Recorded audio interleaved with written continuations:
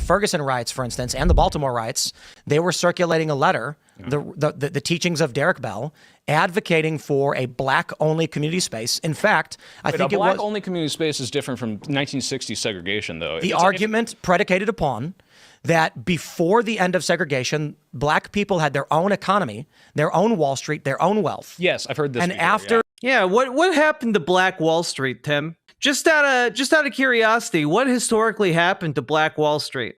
Now, I know Tim probably has some kind of inkling about this because Lord knows he watches everything to do with comic books.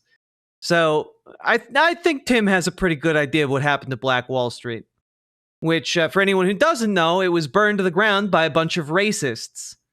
It's like it was better then, right? And what the argument they're making is that white supremacists, which had always been the Democratic Party, the party of the yes, that was the 1920s Oklahoma massacre, Klan and Jim Crow and slavery, decided if we allow black people to establish their own economy, they will supplant us. What we need to do while they're still weak, force them by law to integrate with us so that our institutions will be over them. Okay, that is the critical race theory view of what the end of segregation was. It was a ploy to subvert the black excellence kind of movement. Like they would have done better on their own. However you want to describe it, the point was, the question asked by these critical race theorists, these black community leaders, is why did the Democrats... it's such an interesting pivot here because like most African Americans in the 1920s or the 1960s rather, were not doing well, Tim.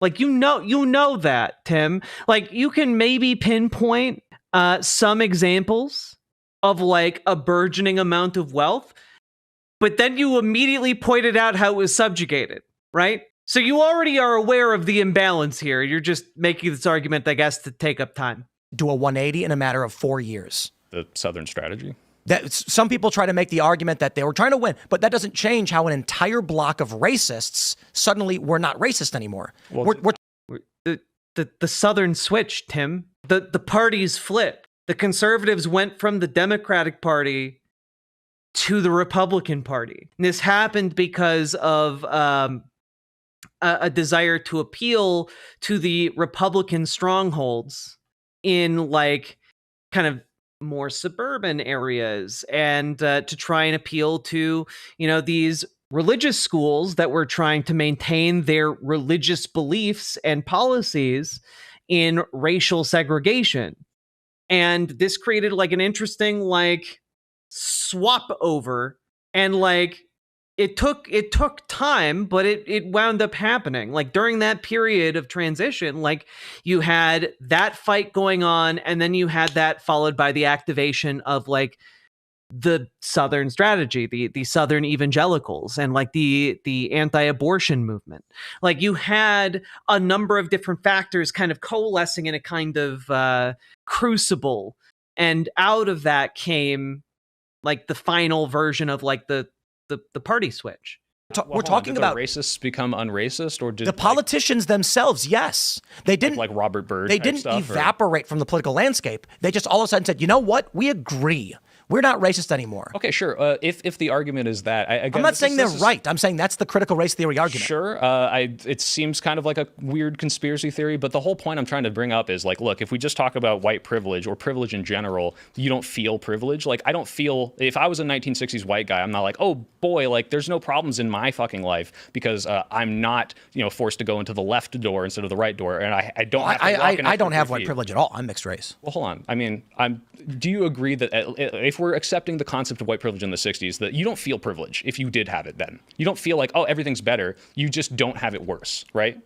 I think what I would say, just to clarify, is ethnic majority access is probably a better way to put it. Sure. And you don't feel that until it's gone, right? And that's kind of... I would love for Tim to discuss what ethnicity he thinks white is. I would love for that question to be posed to Tim. What ethnicity do you think white is, Tim? Because he's talking about ethnic majority privilege, and I'm okay. If we're talking about ethnicities, Tim, what ethnicity is white?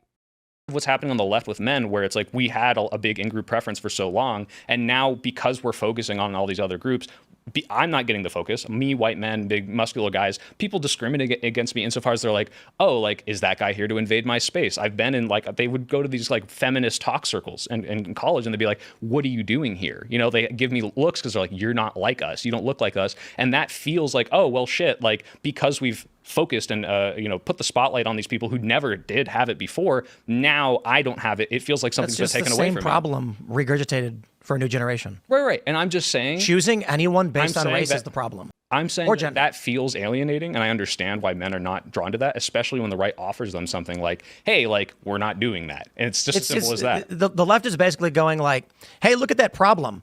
Let's do the exact same thing again. I think it happens sometimes, but I don't think it's the exact same thing. For example, like you talked about, if you have a black-only community space, I don't think that is the same thing. As much as I say you don't need to have that necessarily, like you can absolutely have white people working in your community towards the common goal, I don't think they're segregating them because they're like, oh, we hate white people, we don't want them there. It's because they specifically want to hyper-focus the conversation on people who understand the problem because they're from that community, and then spread those ideas to other places because it's not this exclusive segregating thing. You think it would be good if we took a major city, say Chicago, and then made all the races live in race-specific areas? No, that kind of do that already now. Actually, that's the point. Yeah, kind of already. That's actually the structure. Naturally, level of segregation is. That's the structure. No, you've already talked about redlining, Tim. You can't. You literally pointed at one of the most redlined cities in the country. You can't just say it naturally happened if there's fucking redlining, Tim. Redlining is an unnatural fucking phenomenon. Fuck you. As it exists now is actually greater than it was even in the 60s pre the outlawing. That might be neighborhood segregation, but we're talking about, hey, you can't go in the same bar. You right. Can't, yeah, but do you know? Hold on. Over the other. You're from San Francisco? Yeah. I gotta. I want to make this proposal to you, but I also I don't want to be responsible for your death. You're telling me to go to a gay bar and I'll get no. I'd like to bring you to K-Town and see how long you last. Why would I? I want to see the life drain from your eyes. I'll kill you. You'll just die because you're white. Okay. Can I get that? Can I get that on the soundboard? Can I get that on the fucking soundboard? I'll kill you. You'll just die because you're white. You'll just die because you're white.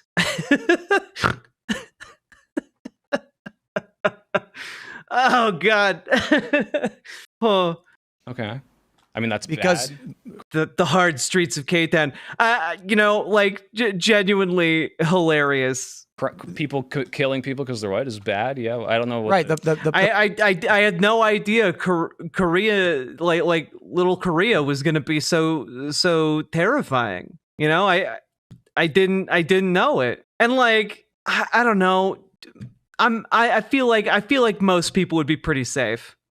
The point being that in racism and these privilege and these things you describe are just like, I feel like it's largely white people standing on a hilltop looking around being like, look how great we are. We're so great. How come it's so good for us? Why are we so great? These poor minorities. And then like take a stroll through a black neighborhood in Chicago and see what happens. To be fair, what does that have to do with whether or not like white Hyde people have Park's it super easier? nice. Is that not an indication? Because everyone is mad at white people all the time for no reason. Adjacent to the data you mentioned earlier about in-group versus out-group, there's data even showing how races rank each other. If you look at how white people rank themselves relative to other races, it's pretty much a straight line. If you look at how black people rank themselves, it's the first, every other race not so much, white people last. You need white boy magic. Same thing. Also, just pointing this out there, apparently here in Minneapolis, we have a very terrifying and deadly vehicle that roams the streets. The K-Town Korean Fusion street truck. And, they'll kill you with flavor and deliciousness. Well, it's like the saying, kill him with kindness, except kill him with the sauce. Get some of that gochujang. You know what I'm saying? Let's go. With Hispanics, same thing with Asians. They all like themselves the most and dislike white people the most. And so that creates a problem when you have these communities. Like you're saying, if you walk through, I know you mentioned in the car you were Jewish, but if you walk through and they identify you as a white guy, that's going to be a problem in these neighborhoods. And so why that is, I mean, do you really think that this education... Do you think if I said, stop, I'm Jewish, they wouldn't kill me? No, I don't think they understand sort of... Also, can we just take a moment and acknowledge that John Doyle's saying I don't think they understand that sort of thing. Minorities don't understand Jewishness. Jesus Christ. The problem there. But I would say that if you're in New York and you said stop, I'm Jewish, they'd kill me extra. Have you seen what's been going on in New York? I'm speechless. This is difficult. New York burned to the ground for sure. Time for bed. Yeah, that's a good sign off point there, Dragonfly. You get some good sleep. My brain has been sufficiently rotted. Yeah, in New York City, they I can't even do a bit. It's have you seen what's been going on in New York? They'll double kill you if you're Jewish. Someone tell Sam Cedar we have to protect him at all costs. What if they find out that Sam Cedar's Jewish, guys? New York City's not safe for him. He's steps from the industrial ravaged Guadalcanal. We got to get him out of there. Oh, I saw the thing that happened at that. Well, it's called the knockout museum. game, and what you have is this is something else. Okay, black men, I was thinking about teenagers have been going around New York attacking Jewish people. Yeah. Wow. That's been going on I remember that was an Obama era thing as well. But the point I was trying to make there is if we... Oh, so it's been going on for 8 years, and I don't think this is a super prevalent thing. I'm not saying that there's not anti-Semitic hate crimes in New York City. I'm sure there is, but I don't think this is a super systemic issue here, guys. Can agree that, say, minorities are not getting the same access to education that white students are, which maybe I would disagree with, but let's pretend that's the case. Then this education they're getting, which a lot of conservatives would say is making them hate America and all this stuff, isn't quite landing with them the same way. They're not getting A's on tests about all the evil white people who are mean to their grandparents, yet they're what tests? That's it's almost like you are making shit up. But of course a white nationalist would never just make shit up. Yeah, clearly all of the tests students receive in American schools is about how white people are evil and tried to genocide their grandparents. Yep, that's the entire education system right there. Still doing things like the knockout game. Did you go to college? Is that what they're teaching? Because I literally took a gender studies class. They're not teaching you that white men are evil. One of the coolest things that they taught. Then explain my course in the history of the white devil, okay? I learned about the entire... I minored in the history of the white devil. Now, they called it medieval military history, but I minored in it. And, someone hypothetically could have called it the history of the white devil. Someone hypothetically might have been able to call it that. And I'm mad about it now.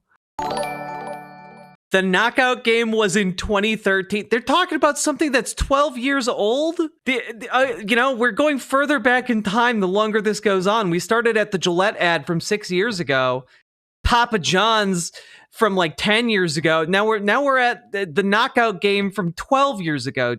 God, hopping in a DeLorean and going 88 miles per hour. Taught me in that was about, COINTELPRO, that whole program, the anti-civil rights, FBI thing. Okay, so even better, they're not Yeah, we're Benjamin Buttoning everybody. Teaching that, but still the races are reporting these attitudes and how they feel about white people versus... Jack obviously didn't take cracker studies. Look, I couldn't bring myself to study crackers. Okay, I couldn't do it. It's because of my name. If I got a degree in cracker studies, everyone would call me Cracker Jack. And I just couldn't live with myself. So I had to omit that part of my education. And now I don't know anything about crackers.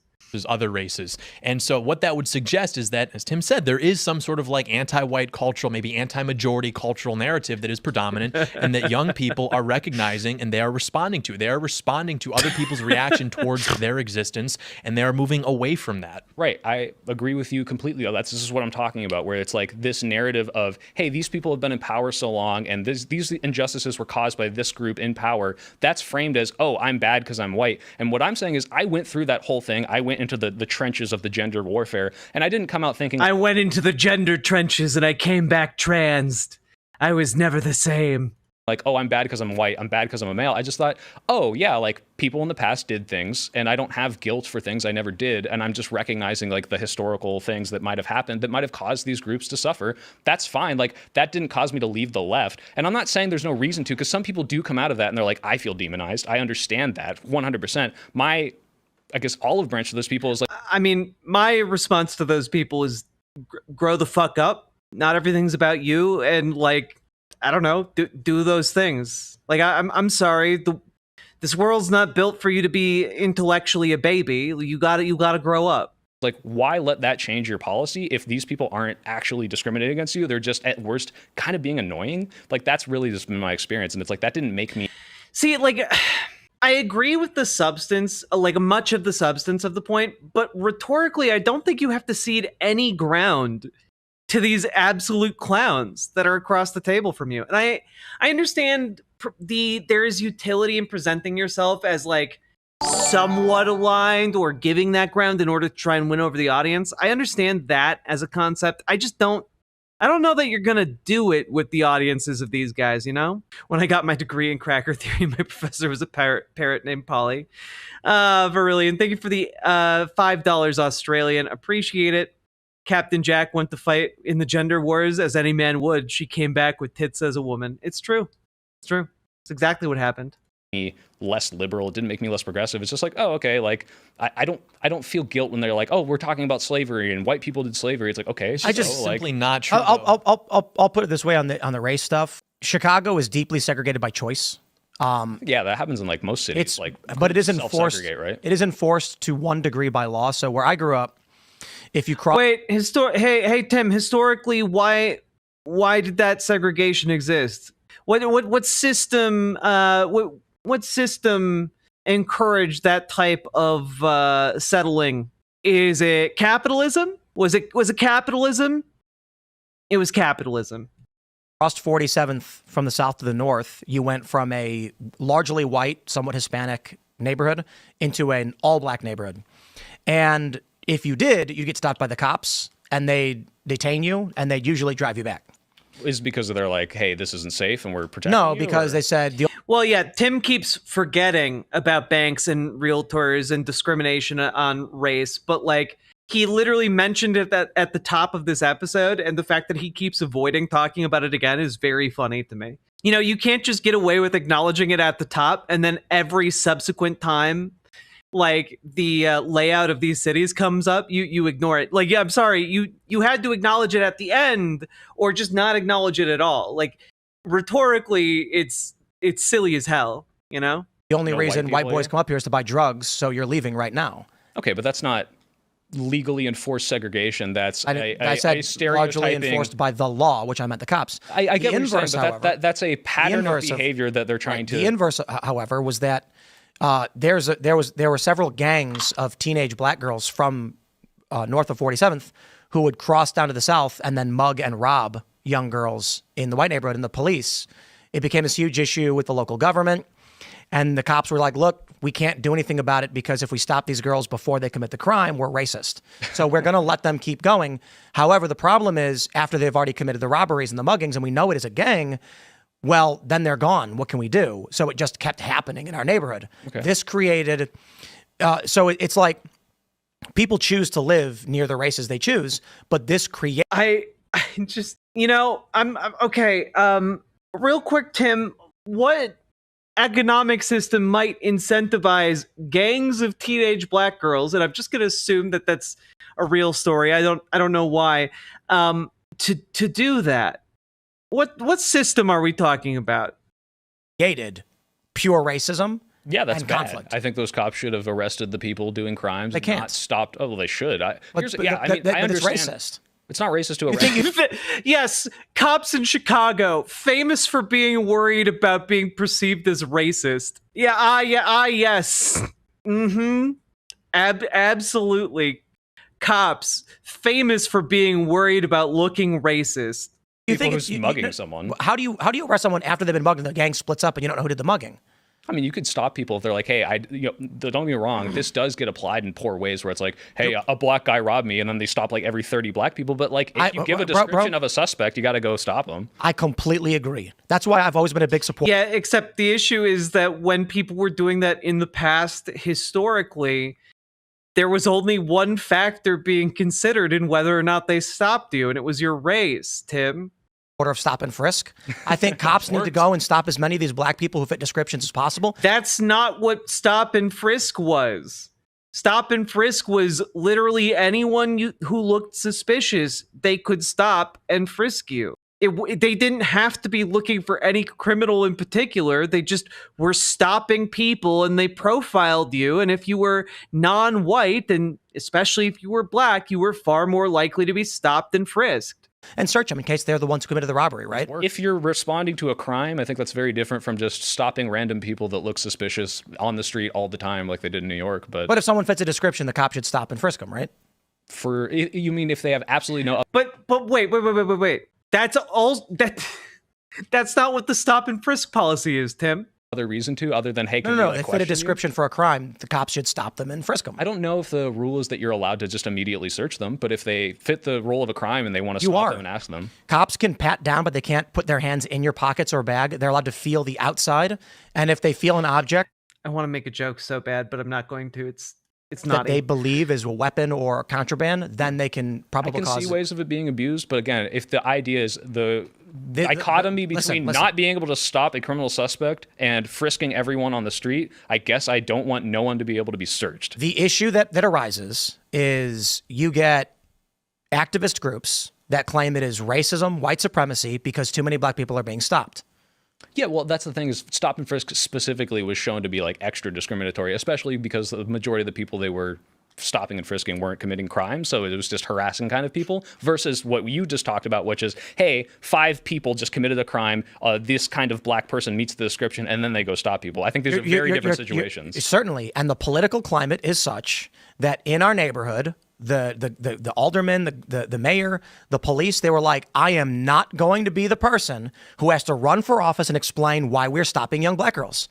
I'm not getting involved in that. I don't want to be a racist. That might be, Okay, how old is Tim Pool? Like, I'm sorry.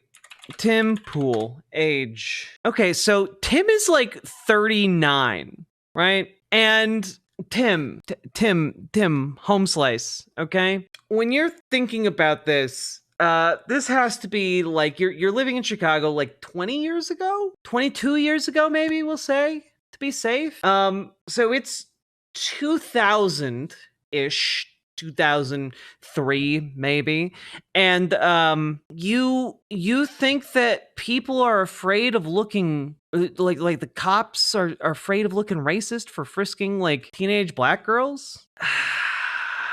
I guys, that time period was hella racist. That is an indication of, I would say, over progressive, correction for a That's problem. what we're arguing against. Right, but okay, here's the thing. If you say toxic We're masculinity talking about is an overcorrection for like the patriarchy of men ruling for so long or women being discriminated against, like, yeah, I can see places where that has gone too far, where it's like, oh, men are evil, kill all men. You see these like super radical feminists, but like this isn't a majority of that movement. And I think that the concept of calling out something like a toxic masculine person shouldn't be alienating to someone who, like, I don't know, I think I embody a lot of traditional traditional masculine traits, except for the beard, and this hasn't forced me out of wanting these progressive policies. That's all I'm saying. Again, that's the problem here is, like we were talking about education and crime, and on the one hand, it may just be an experience in a college classroom where some kid says something silly and everyone's like, okay, dude, whatever.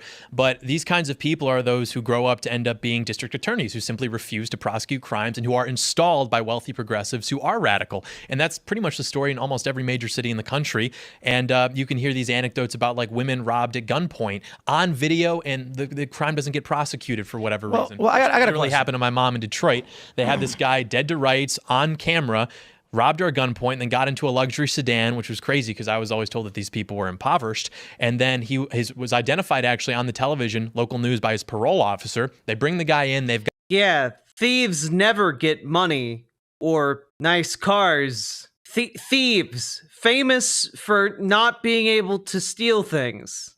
Like, if you're confused about how a thief might get their hands on a vehicle, I don't feel like you're thinking this through, man. got him, and then some person just didn't submit some document in enough time, and so unfortunately they couldn't get this guy. He ended up getting arrested 2 years later because he sexually assaulted a minor with a gun, and then now he's in prison for like decades. That seems very unrelated to what happened to your mom. I guess outside of the presence of a gun. But then my mom had lunch with some woman who lives, in one of the suburbs that these people flee to because they're just so crazy making this stuff up about what happens in minority neighborhoods. And she was like, yeah, that's the story. If anything happens to you in Detroit, they just won't prosecute if the victim is white. I got a I don't believe that for a guy. I'm sorry. This is like the argument of like someone who watched the movie Barbarian and thought it was a documentary. You know, they're like, yeah, they just won't send cops if you're white. That they'll let you raise like an incest baby in the basement. They won't do anything about it. Barbarian's a good movie. I mean, let me rephrase that. Barbarian's an interesting movie that I appreciate parts of. question. Different issue. Just like a question for this whole debate, be it race or gender or whatever. Is it bad to discriminate against a person based on their immutable characteristics? Depends on how you're doing it, right? Like, So that's a no. it depends on how you're doing it. Well, Because if you say, That's a no. if I say it's not bad to discriminate, when people hear discriminate, you think of the historical examples of like the 1960s. Let's but try we this again. discriminate all the time for various things. Are there If are there I- any acceptable circumstances where it is okay to discriminate on the basis of immutable characteristics? Yes. or no? 100%. Doctors Would do you it all the agree? time. Yeah. Okay. Yeah, if I say, hey, I have a gynecologist, and the gynecologist is like, I'm an expert in looking at vaginas, and it's like, okay, I'm discriminating. All my patients are people with vaginas. That's an immutable characteristic. That's what discrimination is. The problem is discrimination is a dirty word, which is why, like, It's actually illegal. to say I'm only a gynecologist can only inspect vaginas. So if a trans woman went to a gynecologist and was denied service, Trans women with a vagina? well, they don't have vaginas. Well, yeah, it was like a plasty, like petite one, or like. But that's still not a vagina. Well, whatever it is, like if the gynecologist is able to assess the medical needs of that, then I think they should also do that. But that The issue where we're going with the Civil Rights Act is that What a absolutely bizarre turn of events. I mean, I'm not surprised, but one of the arguments we've seen from LGBTQ groups is the end of gender segregation, much like we saw the end of racial segregation. The argument they've been making for some time now is that we used to have white and black bathrooms, or I think it was white and colored, because colored could be not Latino, or it could yeah, be yeah. any kind of mixed race or anything. And so the argument made by trans rights activists is that gender segregation, under the exact same law that banned racial segregation, there should be no men's and women's rooms. Okay, wait, but let's take a step back. If you are against that, then you're for discrimination against an immutable characteristic, which Yeah, all right. which is what I was saying is like, yeah, that's Yeah, I'm in favor of that. Right, that's all I'm saying is like, yeah, yeah, I'm in favor of discrimination. Tell me more ways to discriminate. the phrase "I'm in favor of discrimination" means so many things, and people are going to attach so you want to be racist and not, hey, like certain things are immutable. And you Yeah, I wasn't asking about the discrimination as a gotcha or anything. I was asking like we're trying to figure out how policy and law should be applied to people. Okay. Where felt like a do gotcha. where do we all stand on the issue of choosing to discriminate based on immutable characteristics? The reason being the law says you cannot. Well, it totally depends on the context. No. The law literally says you cannot. No. Okay, look. The 1960 I think it has some limits there, Tim. 64 look- Civil Rights Act Sure. Even And religion for and years national after that, origin. we had affirmative action, which is discriminative on positive or negative discrimination based on an immutable characteristic. And you can be for or against that, but that was not illegal until the Supreme Court ruled on it recently, right? So, But the 1964 Civil Rights Act bars the discrimination based on race, sex, national origin, when you say religion. discrimination, that word means so many more things than just I am not allowing someone to do something because of their race, gender. Discrimination is something that you're like, I am distinguishing someone based on something, right? That could be a positive discrimination. That could be a negative discrimination. Like if again, this is an example. If you want to hire a black person for a role to play a black person in a movie, that is positive discrimination. I'm saying, hey, everyone who's not black, you can't be here. But that's totally legal, right? That's not That's actually. I do see what you're saying. I think legally that is excluded from discrimination. Sure, but it is discrimination. That's what I'm saying. Maybe the word legally means. I feel like this attack is this rhetorical advance is finally. I like this a lot. It took us like an hour to get here, but I like this a lot. Something else, but I disagree. Discrimination just means I'm literally discriminating. I understand what you're saying. For the purpose of what we're talking about like if someone said I'm going to hire a bartender, and then a white guy came and said, you get out of here. Like, we would say that's just racially discriminatory. It's racial discrimination, yeah, based on race, right. So I agree with you on the distinct semantics of the term. Yeah. I do not think that if a movie studio said, we have a character, he's a black man, and then a white guy showed up and be like, you don't fit, that's not discrimination. That is, yeah, maybe colloquially people would say, well, that makes sense, but that is literally racial discrimination. The role discriminated. The choice of actor You're saying you're white, so you can't do this role, which is to play a black guy. That's racial discrimination. My point being, the creation of the role was the creation of the discrimination. Sure, and that is not also, the choice of that actor. Specific kind of discrimination is okay, which is why I was hesitant to say, of course, there are discriminations that are okay. It's a very wide spectrum. I think we also have a big challenge. Tim really ran into a brick wall there. So like here's a question for you guys. If one racial group is committing more violent crimes than another, yeah, then should police use that as a determinant factor in whether or not they would find someone suspicious? No. Like, if the only thing you know about your suspect is the race, then no. No, I don't think so. I don't even think that you would need to take it that far. If police were simply allowed to do their jobs how any reasonable person would want them to, then we would see less crime and we would see more people in jail. The problem is, less crime might be acceptable, but more people in jail makes a lot of people very uncomfortable. Activist groups, media organizations, things of that nature. So that's why you have like predictive policing is very controversial, because AI will... Of course, John Doyle's an AI bro. He's going after that Curtis Yarvin money. He's trying to be a future Curtis Yarvin. He wants that Peter Thiel money. Look at neighborhoods where crime... Okay, this guy's a white nationalist. He's a white nationalist clown. Crime is more likely to take place, finds out these neighborhoods maybe have a higher representation of minorities, and they say, well, we should probably police these neighborhoods a little bit more. That has nothing to do with the fact that the AI is, programmed to be wearing a Klan hood. That existed before AI too, right? Like, these neighborhoods are already policed more because of the crime that is exactly there, right? Which should happen. The problem is, one, you got to look at like, all right, which crimes are actually being followed up on? Like, there's plenty of white collar crime that no one ever does, and if you look at like drug usage rate, even not white collar crime, it's pretty similar between races, but they do go into the communities where it's more of like a perceived problem there, and that might play into arrest statistics, that might play into incarcerations. Yeah, obviously they should go where the crime is. I think the problem is you're assuming that all the arrest data is this like infallible, like, oh yeah, like they're only arresting the people that are doing the crimes, and not like there are specific areas that are targeted and some would say over policed. I think women shouldn't be allowed to be firefighters. Even if you look at, I think it's. I'm actually largely kidding. I think for anything. Or? Why did you say that? Why did you throw that out there? Also, not a huge fan of Soy Pill's answer there. Like, felt kind of weak. Average. So, I mean, in terms of fighting fires, women, it's completely, like, I'm actually joking. My point largely is we have these affirmative action policies that you end up with like a 5'5", 120-pound woman as a firefighter, which is just the stupidest thing imaginable. Well, it depends. What's her job, right? I mean, if she's like working at the fire station and she doesn't need to go fight fires, that's fine. But I'm pretty sure firefighters have certain like physical requirements they're required to meet. Is she the person that has to go in and carry fighting the fires? I'm saying. Right. But like firefighting means a lot of things. Are you holding the hose? Are you chopping a door down? Are you carrying? Doesn't matter. Well, it does matter. It doesn't. Yeah. Because at any moment, anyone responding to an emergency is going to have to be able to handle any one of these jobs. Of 10 firefighters, and you've got 6 capable people of carrying a 300-pound obese man out of a and there's 7 people, and 4 of them can't. Like, I don't think that means this team is somehow less effective. Like, if these 4 people can do the jobs that are agreed, fat men shouldn't be allowed to be firefighters either. No, fat men shouldn't be allowed to be saved because it discriminates against women. The problem is they lower the qualifications. So women are able to I get do into think these- that's the logical conclusion of the left. What? You think actually?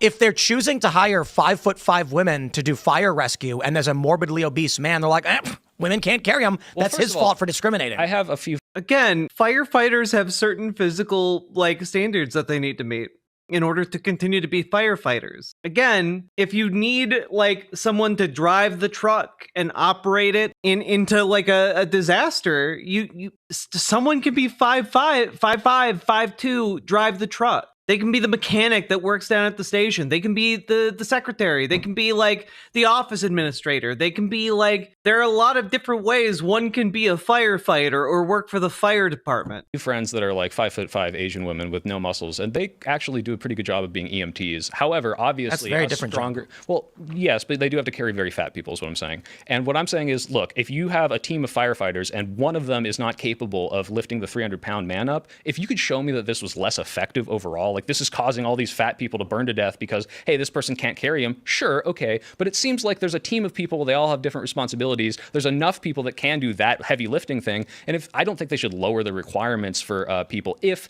everyone is actually legally required to be able to do that. But if it's hey, you're carrying the hose, or hey, you're getting the ladder up, who cares? The issue tends to be, and the reason I bring it up is that what happens is the progressives will look at the outcome and then determine the system is sexist. So they'll say, hey, hold on. How come only 7% of the fire department in the city is female?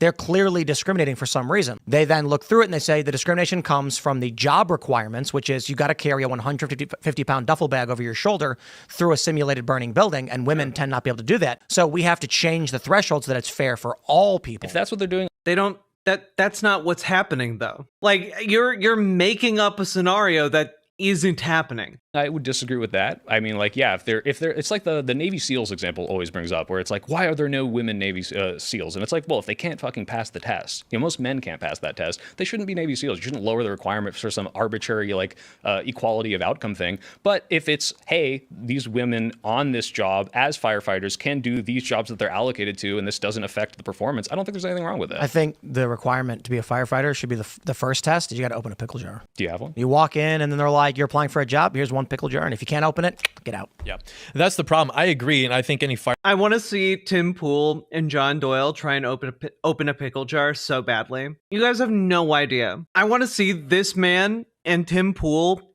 get into a pickle jar contest. Okay, bring them out.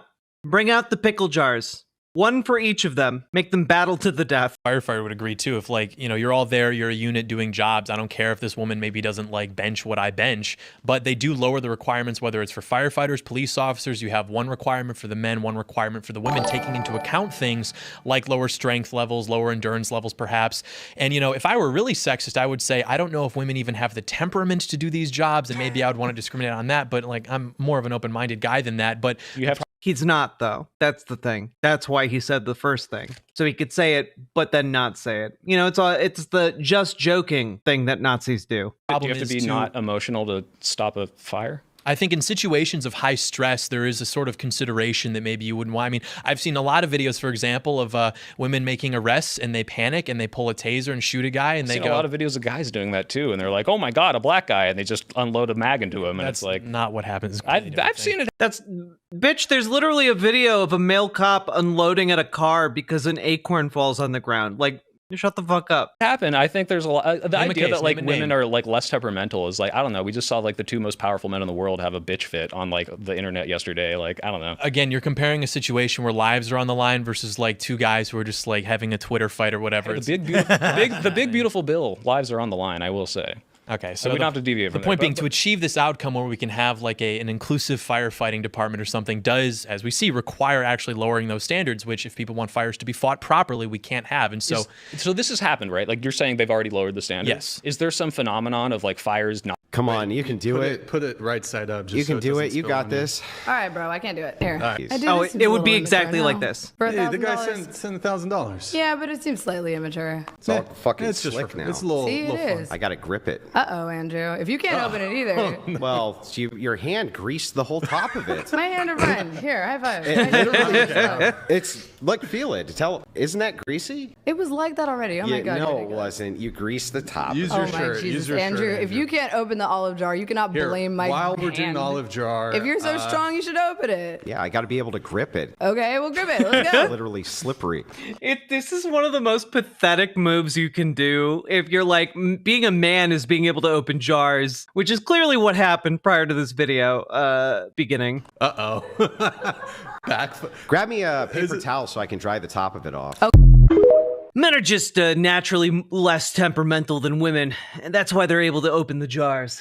Not getting put out the way they should be because of this. Like I've never heard of that if that's the case. You know, I spent some time at a fire station. Actually, my buddy's That's dad not what I was, asked about your time. Well, at the what fire he's station. talking about is like this instance of where people just seem to be taking the job less seriously. Standards are being lowered. You have more accidents, things like that occurring. Guys are getting hurt. And I don't expect the media to necessarily pick up this story because it would be incompatible with this idea of, inclusivity. But They just like lie. Let's just be firing. real. Like, there's a trend of people putting I love that like John Doyle just like off the cuff alleges that there's like a conspiracy to cover up for firefighter accidents in society in order to maintain the illusion of not being racist. Like, y'all understand how fucking crazy that is, right? They're just pulling lies out of their ass. Of course they are. up viral videos of female cops struggling to arrest like teenage guys. Oh yeah, and they're getting roasted for it. Yeah, if if they're incapable of doing the job because of their physical strength, I don't think they should have that job. And like, Yeah, because, teens never make fun of male cops. That never happens. there are plenty of cops I've seen. So that there are are like, examples. right, those are examples. There People are people tend that are not like to like heavily film overweight. viral fires. You know what I mean? Like, Yeah, but if there was some crazy phenomenon of fires not getting put out, and there's like, there'd be a there's lots of videos of fire being put out. I would imagine you'd see one of like, some woman trying to hold the hose and she can't, and like sprays it out and the house burns down or something, right? she's like this levitating. Yeah, exactly. Like that you would see that happen as well. And like, yeah, if you can't meet the requirements of the job and you can see the detriment to that of like, hey, like a cop. Interactions are getting worse because women are so scared and they're just shooting them or something like that. Like, yeah, I would say you need to stop hiring people that aren't good at their job. The problem is I don't think this is like firefighting a is female probably phenomenon. less because the technology with fighting fires has probably evolved to make it more automated than like with policing. So you can probably have weaker females operating these things and it's fine, point the hose. But if you've got them policing, they're an autonomous body against another autonomous body. It's like you say, I mean, you see these videos and they just are simply incapable of executing, where even a fat cop who's like a guy can use his mass sort of to his advantage. Yeah, but the guy gets away.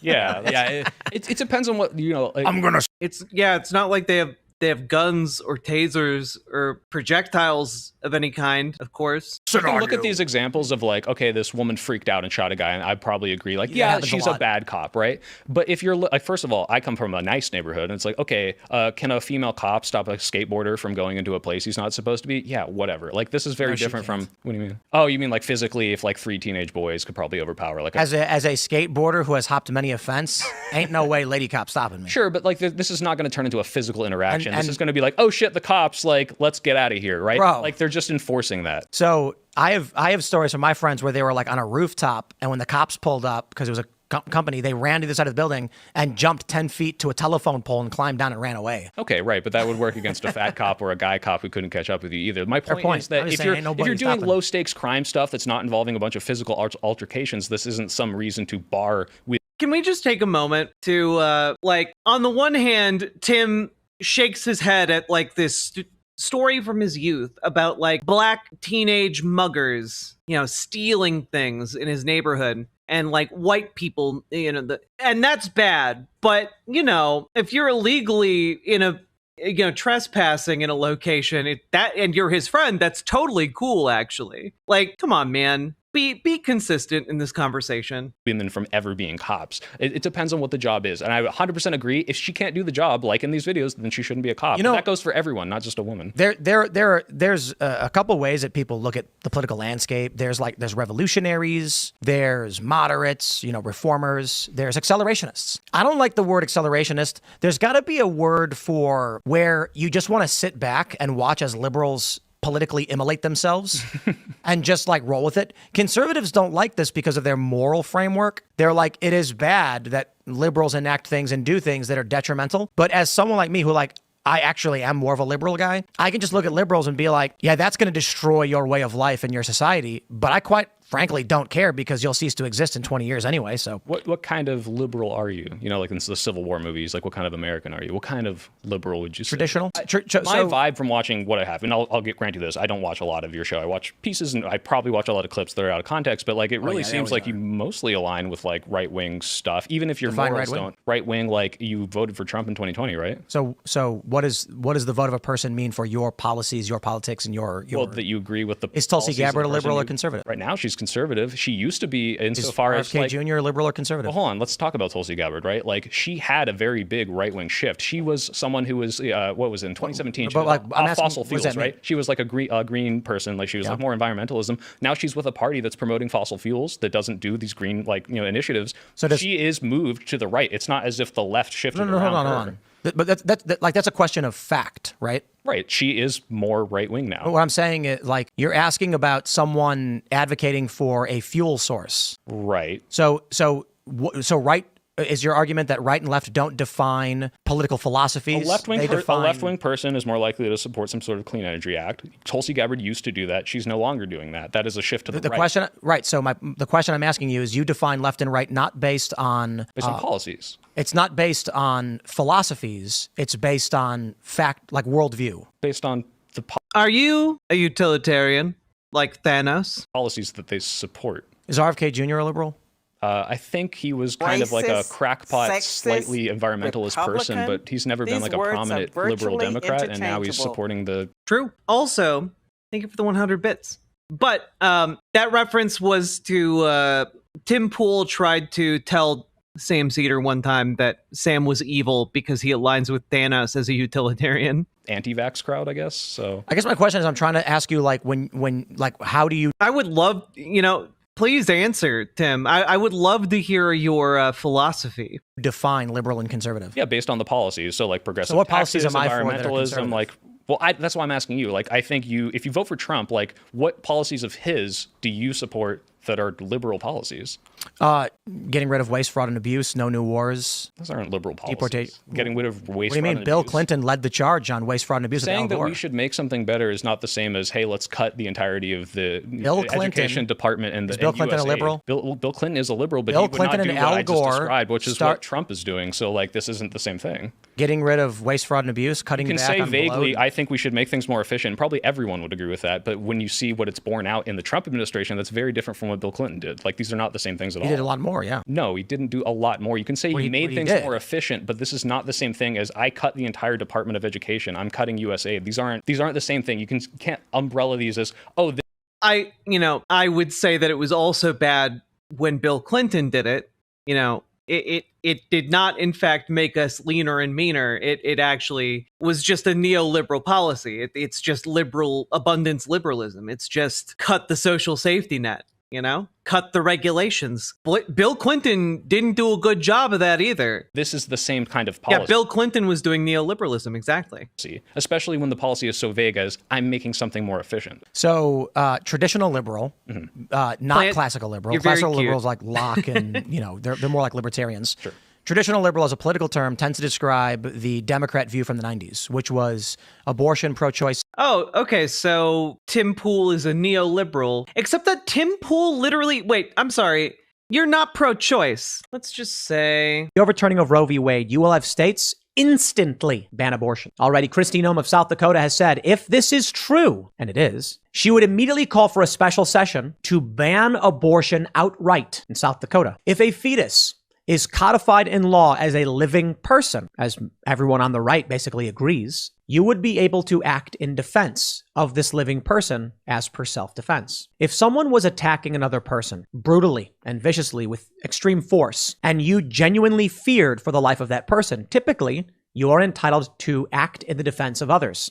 That means to use force against another person, it would be justified. An affirmative defense. A man is strangling a woman on the ground, so you kick him. He dies. They say, why did you kick him? He was strangling that woman and I needed to stop him. I hope you all understand how fucked up this is of Tim, yeah? You didn't intend to kill him, you just wanted him to stop because he was going to kill someone else. An affirmative defense. What if a doctor is performing an abortion illegally to kill what is codified as a human life, and you kick him and he dies? Would the same law, the same precedent apply to you? This is where things get dark. Yeah, that's Tim Pool saying, making the argument for killing abortion doctors. Like doctors who induce abortion. I would not, in fact, argue that this guy is very pro-choice at all, in fact. Safe, legal, rare, secure borders, no illegal immigration, workers' rights, workers' protections, and cutting the size of When government. you say no illegal immigration, like what do you mean? Like let's pick some of these. Like, in the 1980s, right? Like Ronald Reagan and George W. Bush, H.W. Bush, I think, are arguing about like illegal immigration. I think the question at this town hall for this debate was like, hey, what do we do for the kids of illegal immigrants? You can look up this video, and it's like they're kind of almost like out liberaling each other. One says like, look, I don't like the idea of illegal aliens in my country, but these kids are here, and I don't want to deprive them of this education. I don't want them to be seen as criminals. Like, this is the Republican Party in the 80s saying, I support at least like, The Republican Party up to like 2015 was for open borders. not open borders. That's a very different thing. These people are like, we need to secure our borders and we need to do something for these illegal people here. Yeah, that's also not true. Like, Republicans, I'm sorry, like, conservatives in this country have always been virulently anti-immigrant. There's a reason why the previous largest mass deportation is like has a name with a slur in it. Okay, it's from a deep and abiding hatred and xenophobia of people different than themselves, and this is an inherently conservative quality, right? The argument that like, oh, it only started like 15 years ago, it's just ridiculous. But I don't want to like get rid of them. Okay, versus point being, you're describing well, hold I'm not on. talking about the 80s. I said traditional liberal. Right, but this is Republicans term. past the 90s, and you're saying you're a Democrat from the 90s. The Democrats were more liberal than the Republicans were in the 80s, but you're not In there. the You're 90s, voting for the guy who says mass in deportation now. 2008, Hillary Clinton called for a border wall. That's very I'm not talking about having the a border 80s. wall is very different from, hey, let's deport. Just real quick, Hillary Clinton border wall. Let's take a look. Here's an article from Politico from 2016. Hillary Clinton wanted the wall. Hillary Clinton fought for the wall in 2006 or thereabouts. I've been for border security for years. I voted for border security in the United States Senate. Let's see. In 2006, Hillary Clinton voted for the Secure Fence Act. Barack Obama also voted for it, while Bernie Sanders voted against it. GOAT. It was signed into law by George W. Bush, but was never fully funded. The law authorized the Department of Homeland Security to build about 700 miles of border fence. 649 was completed in 2011, a fact highlighted by President Obama. Thanks, Obama. Later, during the Democratic primary of 2008, both Clinton and Obama backed away from their position. Includes 299 miles of vehicle barriers, 250 miles of pedestrian fence. Yeah, that's bad, actually, but also not anywhere near a full border fence. Every single Barack Obama was called the deporter in chief. Yes, and he also did DACA. Like, do you support DACA? No. Why not? Because you're an illegal immigrant. Right. So isn't this and you're not so violent. You don't support Democrats from 20 years ago? No, I think it's like the idea that you would support literally everything everyone does all the time is a weird cultist mentality. No, sure. I'm not asking you to do that. I'm saying your Right, so politics I am a align with liberal. Trump today because Trump is a right winger. He's not a liberal. So Trump was called a moderate when he first ran. Okay.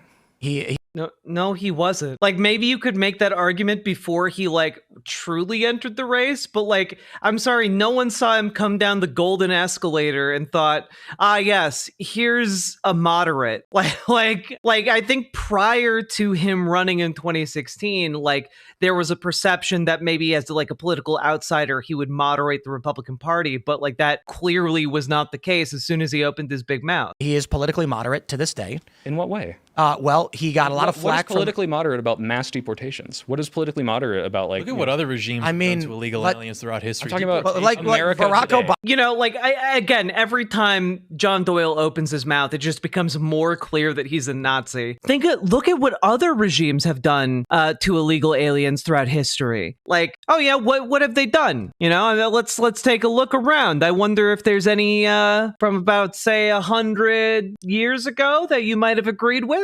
John. I bet there might have been. Obama was the deporter in chief. He's not. In fact, liberals he did right not now advocate for mass deportations of every single illegal in the country. That's just and not what his liberals policy- right now are and he bragging did about how Joe deferred Biden action. He deported did- more than Donald Trump He is. did DACA. This is completely. Joe Biden different deport from- more than Donald Trump? Probably, yeah. If you look at the statistics, but well, first of all, we're in the first 6 months. He's probably his idea is the platform that he ran on that you voted for. Did you vote in 2024 for Trump as Yes, well? for Trump. Yeah. He was, hey, let's get rid of every single illegal immigrant. That is not Obama's policy. That's not Joe Biden's policy. That's not liberalism from the 90s. It's not liberalism from the 2000s. Like, why not? You're isolating like a single point and saying that hereby determines. Okay, well, let's move on to another This point is that why I calls say you the a left is liberal. cults. This is a cult. It's like Well, I'm just asking, what the makes idea you a liberal? I'm pro-choice. I'm pro-progressive tax. But then you voted for Trump, who's trying to get rid of abortion everywhere. Like JD No, Vance, actually, JD Vance said, "I Donald want to Trump make got- it illegal nationwide." Right? And Donald Trump got tremendous flack from the pro-life side, who were saying Trump is not pro-life. in 2016, sure. No, in 2024.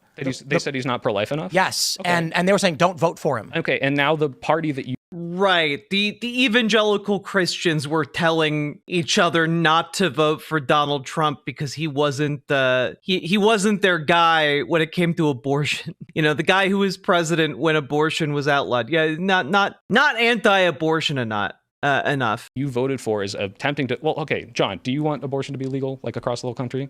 Yeah. I think it's a majority of the Republican Party is Okay, real quick. John does not seem like he's doing all right. abortion to be legal like across the whole country. Yeah. I think it's Like he doesn't seem like he's doing okay. Like what? It's bizarre, right? it's a majority of the. Okay, John, do you want abortion to be legal like across the whole country? Yeah. I think it's a majority of the Republican Party is majority for illegal in all cases. That's like not that's true, not. actually. That's not You ever hear of a pro-choice. moderate? So I know what this a is moderate interesting, is. I'm actually. saying that you're voting for This the is party what- that wants to illegal So what? make this. Well, because that's Oh, he got talked over. He's being steamrolled. Oh, it's hurting his feelings. This guy's biceps are too big. He can't stop comparing himself. it's not a liberal position. You're voting for the people that want to get rid of Voting abortion. is not All- is not a political philosophy. It's who you choose to best represent your views. That would, if you vote for Trump and then called yourself a progressive, I'd be like, in what way? And then you say, well, my views are all this, but I'm voting for the party which will materially make all these things the opposite of what I want. How are you a progressive? Because my biggest priority is probably anti-intervention. Okay.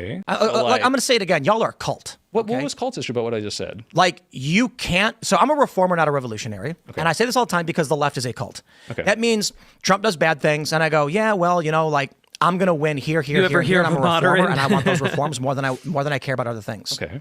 That tends to be the average voter, largely in I did- economics and immigration. The left. I did see. I didn't listen to the leaked audio, but I've read about it earlier today. We'll talk about it more tomorrow. I wanted to get more stuff from David Hogg, the Hogg Files, in order to talk about that clip more. Left is like, but how could you possibly vote for Trump if one thing is bad? Well, it's not one thing. I'm asking which liberal policy has Trump implemented that is aligned with your supposed Anti-intervention? liberalism?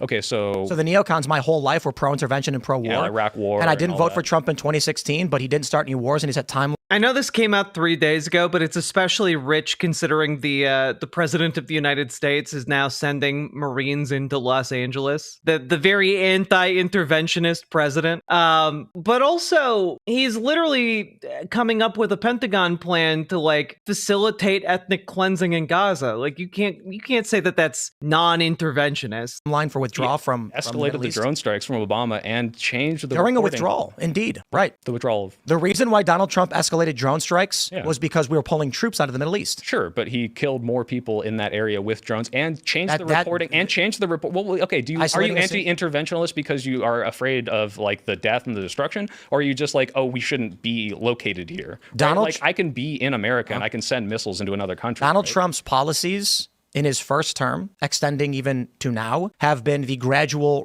rescinding of U.S. military might in foreign entanglements. I'd say mostly that checks out. And that was the liberal position for 30 years of my entire life and every protest I ever attended.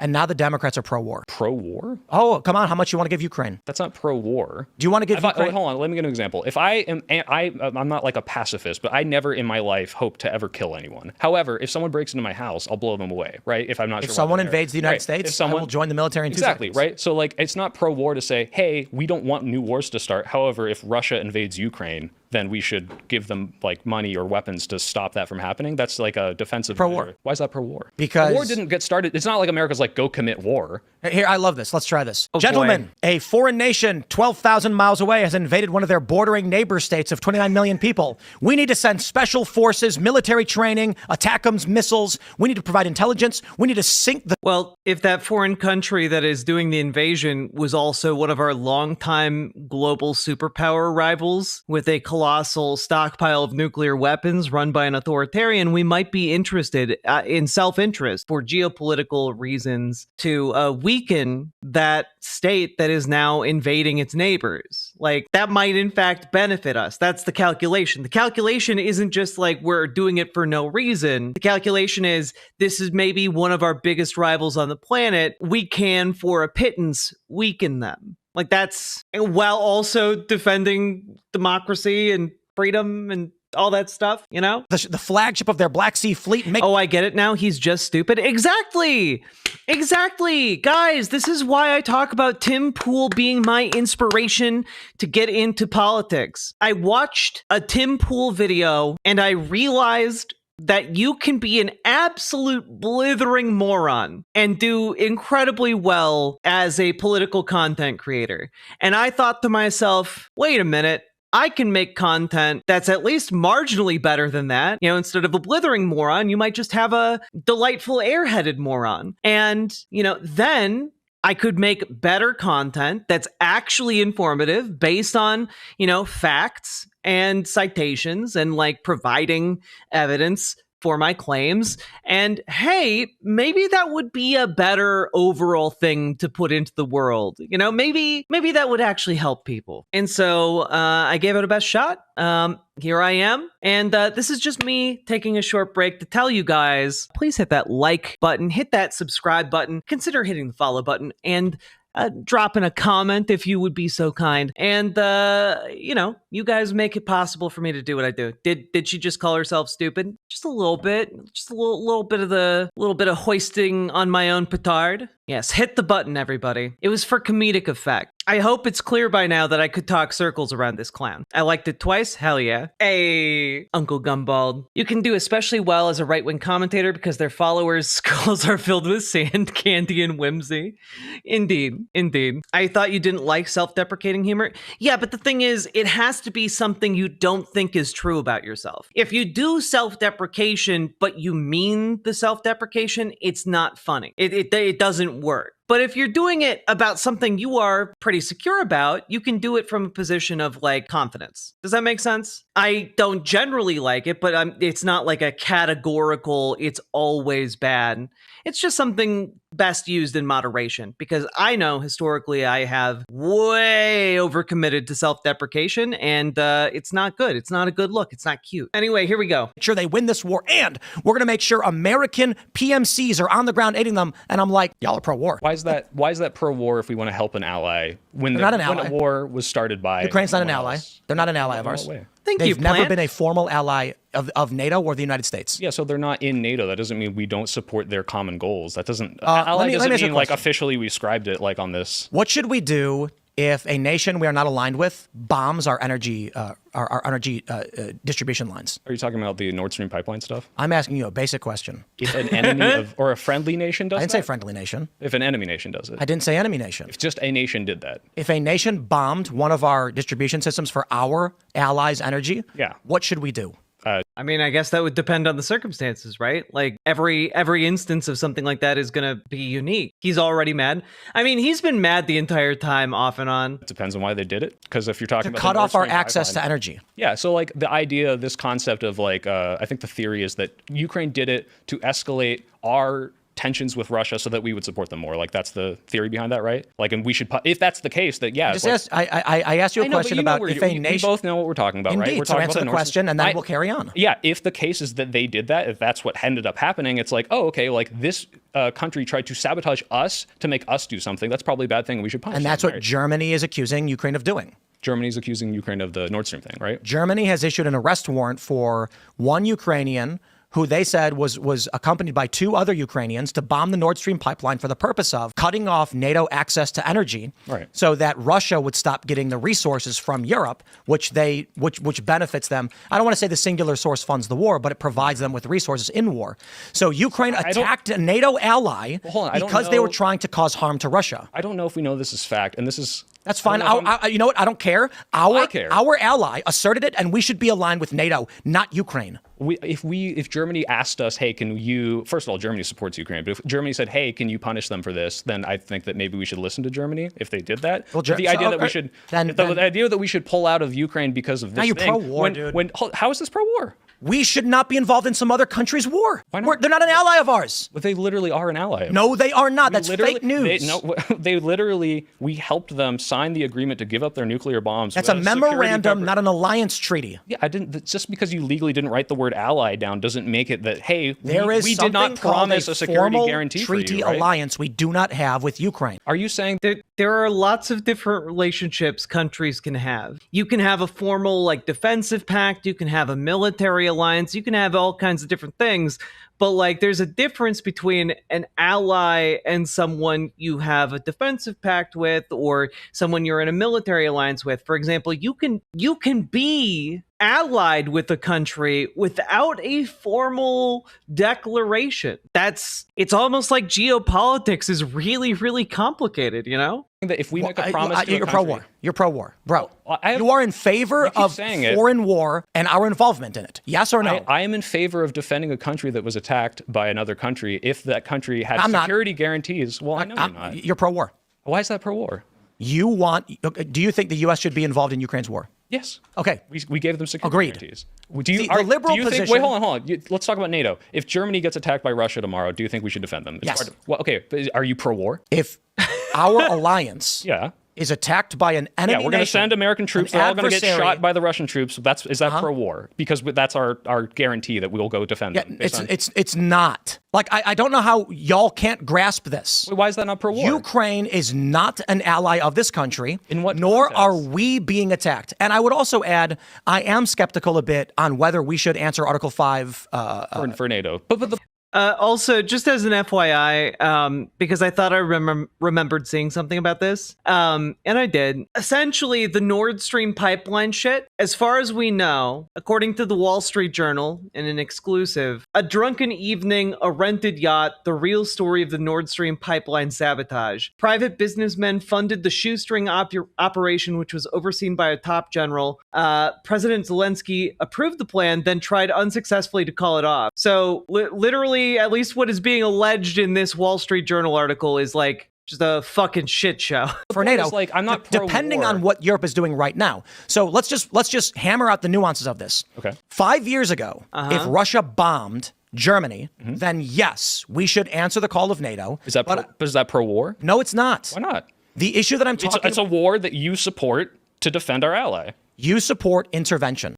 Man, Tim Pool's really struggling with the basic terminology being completely and utterly against him. That is the nuance of the conversation. You guys are cultists. Why is that cultish? Because you can't understand nuance. Can we take a step back? You live in an isolated, one-dimensional reality. Take a breather. I just want to ask like a really simple question. Like, I don't think I'm coming in here like with some crazy ideology. Now, you can say I'm wrong. You are. Hold on. You can say I'm wrong for 100%. Neocon zealotry. But when I see You're a country that we signed an agreement with that said, hey, we'll protect you, so you I don't think that Tim knows what a neocon is, guys. Give up your nukes so that you don't need them for protection, and then they get invaded, and we say, hey, we'll help you out. This isn't like some crazy concept to me. Now, if you can explain why that's a bad thing, I understand, but I don't think that makes me pro-war, right? Yes, you're so when I say pro-war, I'm referring to what a traditional liberal is over the past 30 years.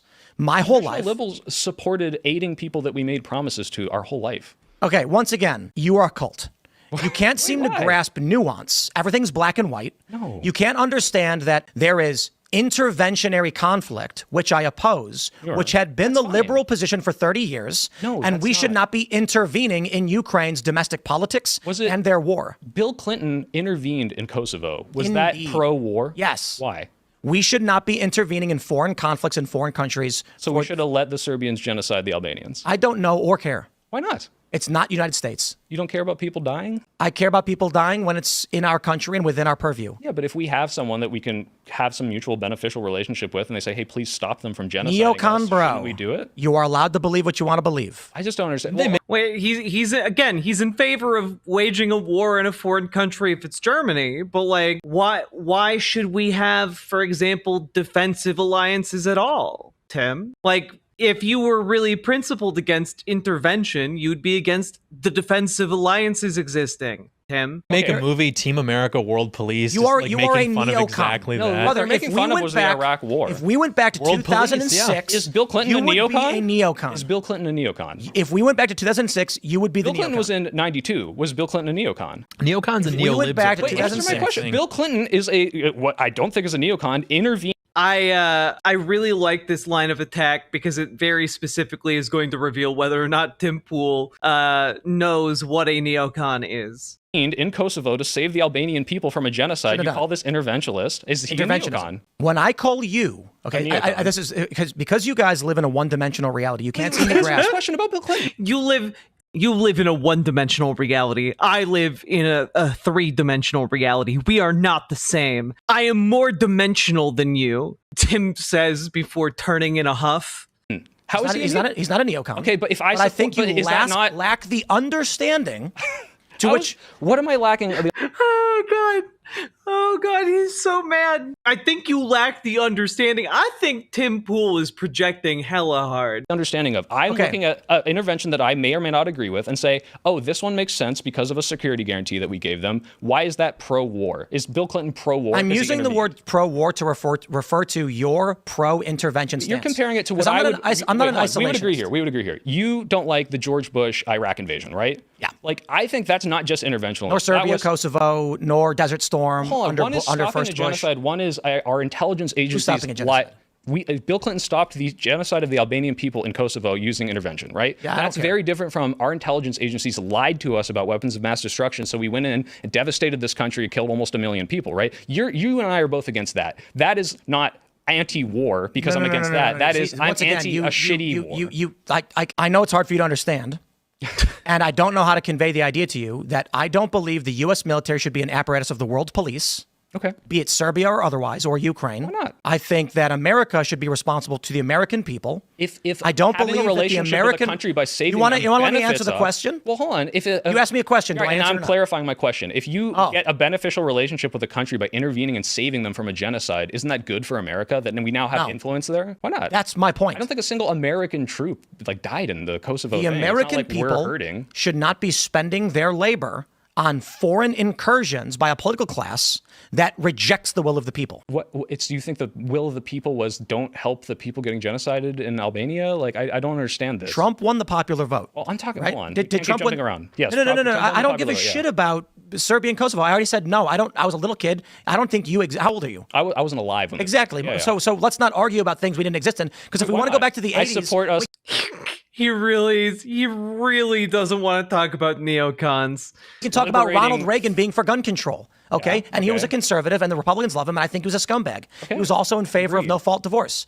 Going back and talking about how politics change is not the point being made here. The point being made here. It is, because you say you're a liberal from 2002, and I'm saying none of your positions Traditional line up with these people. liberal tends to refer to where the Democrats used to be. But you don't line up with those people. You're I do, literally anti-Bill anti-intervention. Clinton from the 90s, which was the liberals in the 90s. So even further back. I know this is hard for you to understand, but saying how the is- same thing over and over again doesn't change what I said. Because you're not acknowledging what I'm saying. You're not a liberal from the 90s. You're not a liberal liberal from the 2000s. You don't support DACA. So like, how are you a liberal from any of these eras? Just like, why not just say, I like Trump's policies because Trump is on the right and that's who I support? Like, what's wrong with that? I think like I said this earlier, one of the biggest. Tim Pool desperately needs to maintain his spot on the fence. This is a very, very clever line of attack because genuinely his audience is conservative. He needs to embrace the conservatives, but he relies on his position as a fence sitter, you know? Divides between the left and the right is that the left is retarded and the right is slightly less I saw you tweet retarded. that this morning because the Bryan Cranston scene fell for your bait, right? Because you can't seem to grasp that I was 13 years old when the U.S. began their interventionist neocon policies. In 2003. And that is what I'm talking about. Okay. And then when you start talking about a bygone era to which I didn't exist in politically, nor you, it's immaterial. I talked about Obama. You were alive for Obama. You're disagreeing with Obama's disagreeing with policies. one policy. Which policies do you support? Doesn't make you a conservative. Which I'm in policies did you favor of support? universal basic health care. I'm Okay. pro-choice. But then why and vote for anti-war. Trump? Because what He's am I not for any of those things. Do you think that I'm going to vote for Kamala Harris? If she's closer I'm to a those policies reformer, than not a he is. revolutionary. I get a withdrawal. Yeah, but a reformer would vote for someone who gets them closer to the policies they desire. That's what a reformer would do. You wouldn't vote for someone who takes you further away. Literally anyone with 2 brain cells can figure that out. From the Middle East, I vote for Donald Trump. I want to reform the left-wing party from what I don't like they're doing. But I'm voting for what? Are you going to vote for Trump and reform him to Yeah, Tim Pool's pretty shitty. become pro-choice, become immigration in the way that you want? Like, is this really? Tim, you literally made the argument that people would be justified murdering like someone's abortion doctor. Don't talk about being pro-choice. What's happening? Are you changing the Republican Party to be more left? Is Trump pro-war or anti-war? It depends on what you mean. He didn't start any new wars, but like I said, he escalated drone strikes. Say that one more time. Say that one more time. Talking about invading Greenland. He struck Soleimani, which might have caused a war with Iran, which might still happen. No new wars? No new wars? Did you say term, yeah. You say no new wars? Oh my God. That means I have a choice between the Democratic establishment pro-war. Did Joe Biden start a new war? I actually don't know. Yes, Ukraine. And he got us involved in it. Started Ukraine? Joe Biden started the U.S. involvement in the Ukraine conflict. Yes, he did. Start the war. Agreed.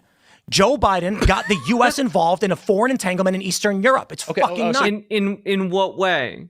Wait. Is Tim against us sending old equipment we were going to decommission anyway to Ukraine? Jesus Christ, man. You're like not just no new starting wars, no new involving ourselves with any country's politics that are at war. I'm not going to speak in absolutes. My point is this. I'm not going to speak in absolutes. What do I look like? A fucking Sith? A revolutionary. You live in a cult world where it's black or white. I am saying that the mathematics... Yeah, of course he's lying. Like, the entire conflict has been going in Ukraine has been going on for like 11 years. But, Tim doesn't want to talk about that. And is this guy wearing a counter beanie? He is indeed. Which I for one, appreciate. Gee, I wonder why Russia thought they could buy this turd's propaganda. Yeah. I don't know why Russia ever bothered paying Tim Pool for the propaganda when clearly he'd just give it away for free. George Bush was a leftist? That's certainly a take. Proposition of the last election is Donald Trump gets me closer to what I like with RFK Jr., Tulsi Gabbard. I say I'll vote. Name some things that you're RFK getting closer Jr.? to. Yeah, what are you getting closer to with banning RFK artificial dyes in food? Okay, that's a very very specific thing that I'm very much. That is a very niche. Okay, that was the number one thing that you cared about, Tim. The number one thing you cared about was food dyes. That's weird. Specific thing, but like, and what is he getting you closer to chemicals? on other? What environmental things has he proposed? Like, what clean energy? What RFK Jr. You say, aren't you pro Green New Deal, right? Or no? Did you say that at some point? I was pro Green New Deal when the policy was we're going to build roads and bridges, not when it was we're going to racially discriminate against people in colleges. Okay, maybe that's what AOC's Green New Deal was. I think I might have seen there was some DEI stuff in there. Right. That's what you're talking about. So when AOC came out and said, we want a government program that reinvests in roads, bridges and we want to focus on environmentally sound practices, I said, this sounds fantastic. Okay. And I made a video saying this is a good idea. Yeah, it's okay, going I to bring remember back that a bunch of middle class jobs. Right. It's going to strengthen construction companies and it's going to fix our crumbling infrastructure. And then she released a resolution that said in hospitals, in universities, and in other hiring practices, race should be the preference. Right. So what's gets you like, closer what? to that? Because my policy is I might hate disagree all of with it. some It's of those evil. things, and I'm going to be in that party telling them, hey, you got to nix X, Y, and Z to get us closer to that original thing you had. Yep. But you're voting for the complete opposite party who's nowhere close to that. Trump didn't start any wars. Well, Green New Deal. Obama Let's stick started on this. 7. What environmental policy is Trump getting you closer to, right? Like, and the no new wars thing, again, Biden didn't start one. I didn't say I voted for Donald Trump for the Green New Deal. What did you vote for him for then? That's what I'm asking. You're saying he's getting the you closer to the things war you candidate. want. Helping out Ukraine is not us starting a new war. Obama started 7. Started 7 wars? I think Syria, I know that one. What are the other ones? Yeah, wow, amazing. He got us involved in Syria without congressional approval nor notifying the public. Sure, and you can we be- only found out after we were already in Syria for like 2 years. Right, and you can be upset about that. But again, how does voting for Trump get you closer boy. to this? I just don't understand. Oh boy. Oh man, he keeps asking me these questions. Oh boy, I'm really getting my goose cooked out there, guys. Oh boy. This. Like, I really don't. Right, because the left is a cult. If I have to choose, we can call it whatever we want. Did Donald Trump start any wars? In his first term, he did not start a new war. He Yes, did not. famously, right. Yeah. Famously, he did not. Right. I'm going to vote for that every day of the week. But do you support him, like, drone striking It's literally only that. That's his fallback. That's incredible. Soleimani? That's a coin toss. It's tough. But like, No new wars, but if you got to send in like one of the most advanced drones we have to assassinate like the commander of another country's military, like sometimes you I'll flip a coin. Sometimes good, sometimes bad. Who knows? like I don't know whether or not it's good. I'm like, oh, Sure, maybe I we agree. needed to do this, right? However, that absolutely could Oh have no, Mr. Malachite, that is entirely what he's doing. Like accusing this guy of being in a cult with no follow-up whatsoever. It's just a stall tactic. A lot of the things that he is doing are simply stalling for time so he can think of a proper response or line of attack to what he's already been asked. started the new war, and it might end up being a part of the reason we go to war with Iran. Like, there's It's a really great point made by Sebastian Gorka when I talked to him recently, is that the biggest concern that we have is we don't intervene with boots on the ground in foreign countries. However, when it comes, Biden do that? we have special forces on the ground in Ukraine. Well, they're and not we- fighting, right? They're instructing They're- people, right? Look, I'm not gonna. This is such a psychotic. Listen, Isn't that different? John Doyle has literally said nothing for like the last 40 minutes. It's weird. do you if I hand John a gun and tell him to shoot you, who killed you? John? And would I go to prison? Yes. Indeed. Right, but so are when the you saying, United like, States we provides fought in World War II and we gave guns to the British, like this isn't us Yes, fighting that's in what the got us war. We were involved. aiding an ally then, and then we got involved when. Well, oh, you're saying that's why the Japanese bombed us, or there's several reasons why the Japanese bombed us. One of which was we were my God. supplying their enemies with weapons. Sure. Then they Okay, so you're saying it's semantic to say we're not fighting the war because we're not shooting at them. We're giving them all the tools to do it. we have American special forces on the ground Yeah, like providing instructing logistical them, support, right? instructing. We have trainers in Poland training their troops. We have U.S. citizen PMCs on the ground pulling the trigger and shooting guns. And it was the okay. So private military contract. volunteers or Constantly private PMC. pivoting to trans people in bathrooms is a stall tactic for the right. It's true. It's true. Unfortunately, there are too many stalls in the world. We need to convert all of it to sit-down toilets only. That's my hardline political stance. Also, Sake Tanuki, thank you for the 2 tier 1 subs and for being one of the only people to support stream in the last couple hours. I really appreciate you. Thank you very, very much. And we're 5 minutes away from 8 hours, folks. Continue to hit that like button. Let's keep going. Are We call them. not part of. It's funny how the media calls them volunteers when they're paid to be there, but sure. Well, I know there are volunteers in Ukraine. They probably get paid by the military. But you're also talking about something like Blackwater, right? Like an actual What if John Doyle just left? That'd be great. Actually, a private company is there. what do they, fighting what on do they behalf call of themselves Ukraine. now? They change their name every year or something. Yeah, because they got to. I don't know that they're actually there. The volunteers that are fighting there are paid individual private military contractors Sure. to fight. That's not the American military. That's They're different, American. right? They're American veterans money to pull the trigger. If I go and do that, right, I'm not an American veteran. I wouldn't say that America's on the ground. Let's It's try just this. an American citizen, right?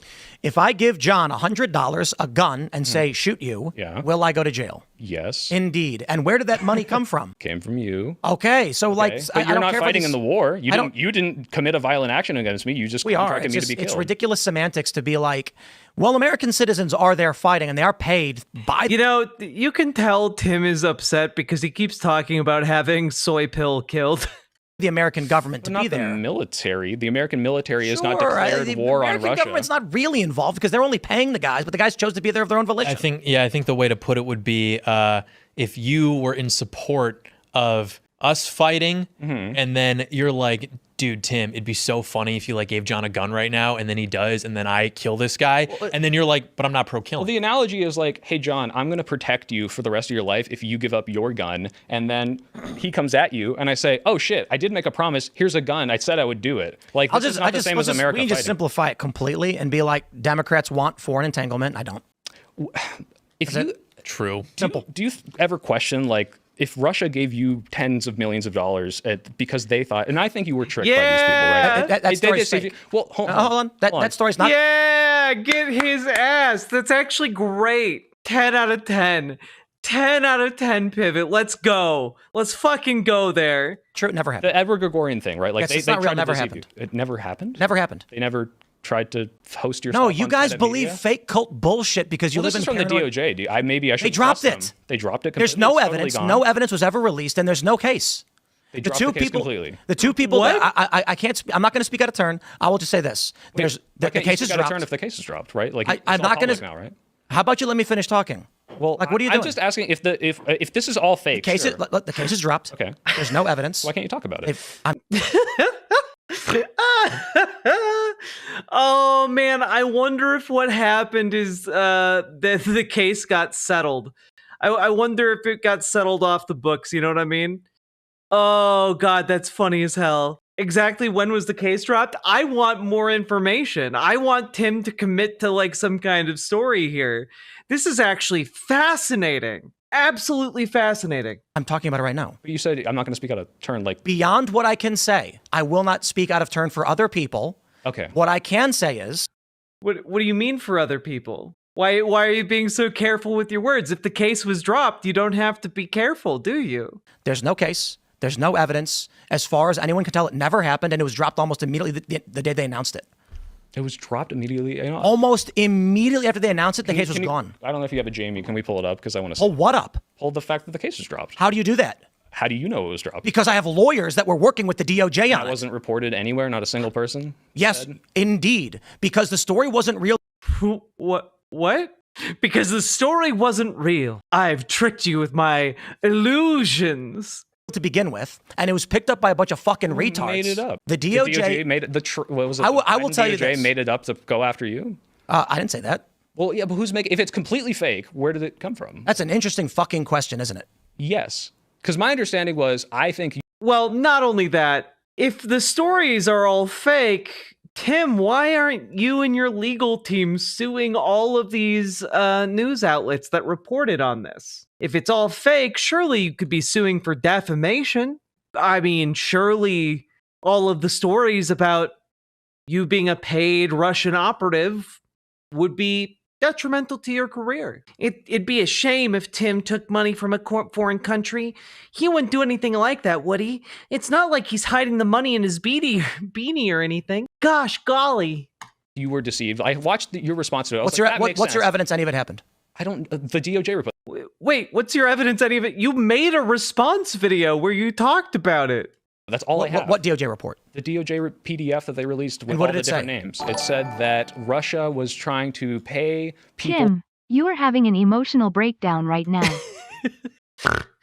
Oh god. Through Okay, Tenet okay. Media Company funneling money to host your content. Culture. This show, What's the by the evidence? way, What's the evidence? I don't have There's the none. fucking links in it. What There do was you never mean? any evidence. Okay, so where did it come from? What do you mean? I'm confused. Look, all I'm saying is it's The DOJ the story issued was, and if this is false, sure. The story was the Russian government thought it behooved them to pay you money because your talking points on Ukraine were indistinguishable from their propaganda. Now, if that's not true, maybe It's not true.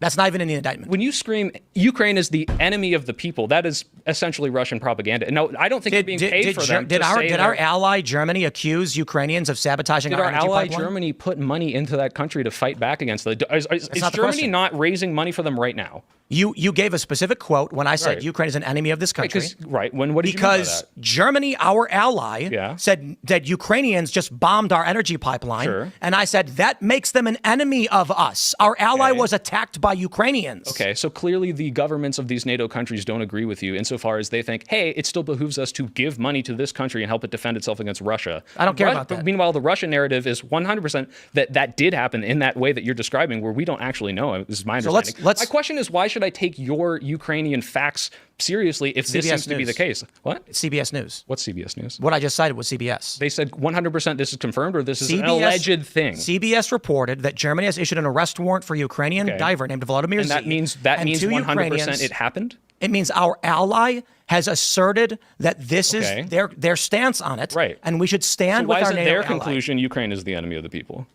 Maybe it is. Well, no, it's not. They're giving them money. They're supporting them. That doesn't get into the nuance of a political climate in Eastern Europe.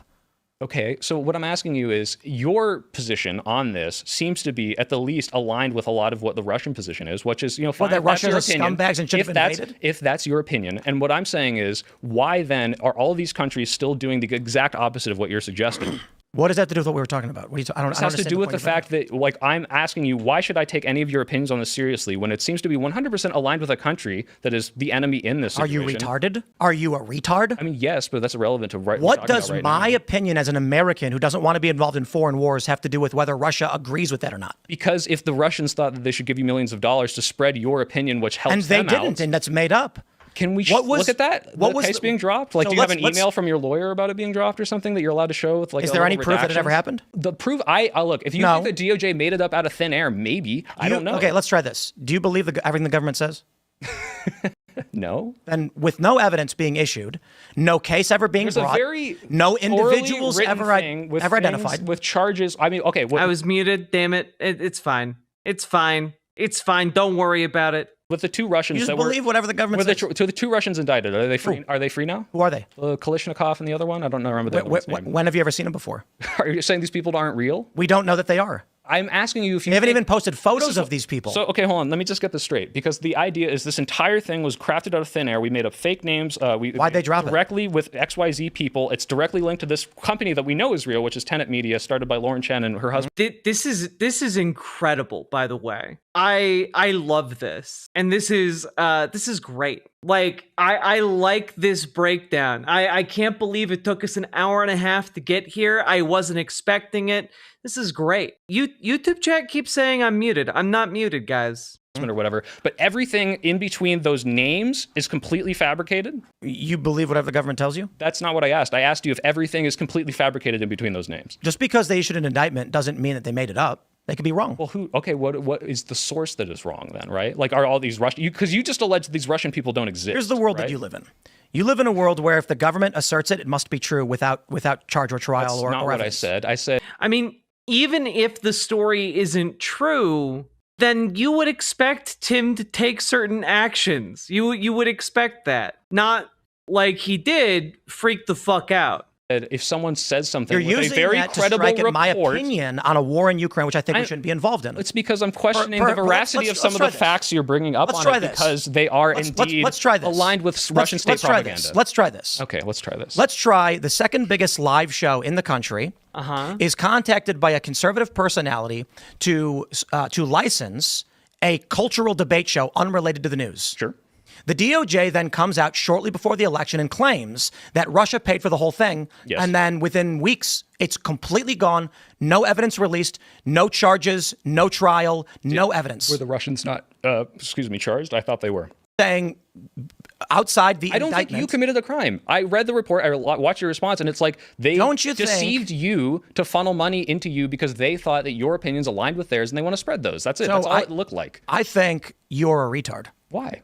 Because when the U.S. government, largely under the Biden administration, wants to be involved in a foreign conflict, and the second biggest live stream in the country is saying we should not be, they then issue a statement without evidence, impugning my honor that you are using to strike at my credibility. Yes. You see, they needed to impugn his honor. His honor wath offended. He doth the pangs of sorrow he doth feel in his chest. Do you have evidence that the Biden government fabricated this to frame you because they hate your opinions on Ukraine?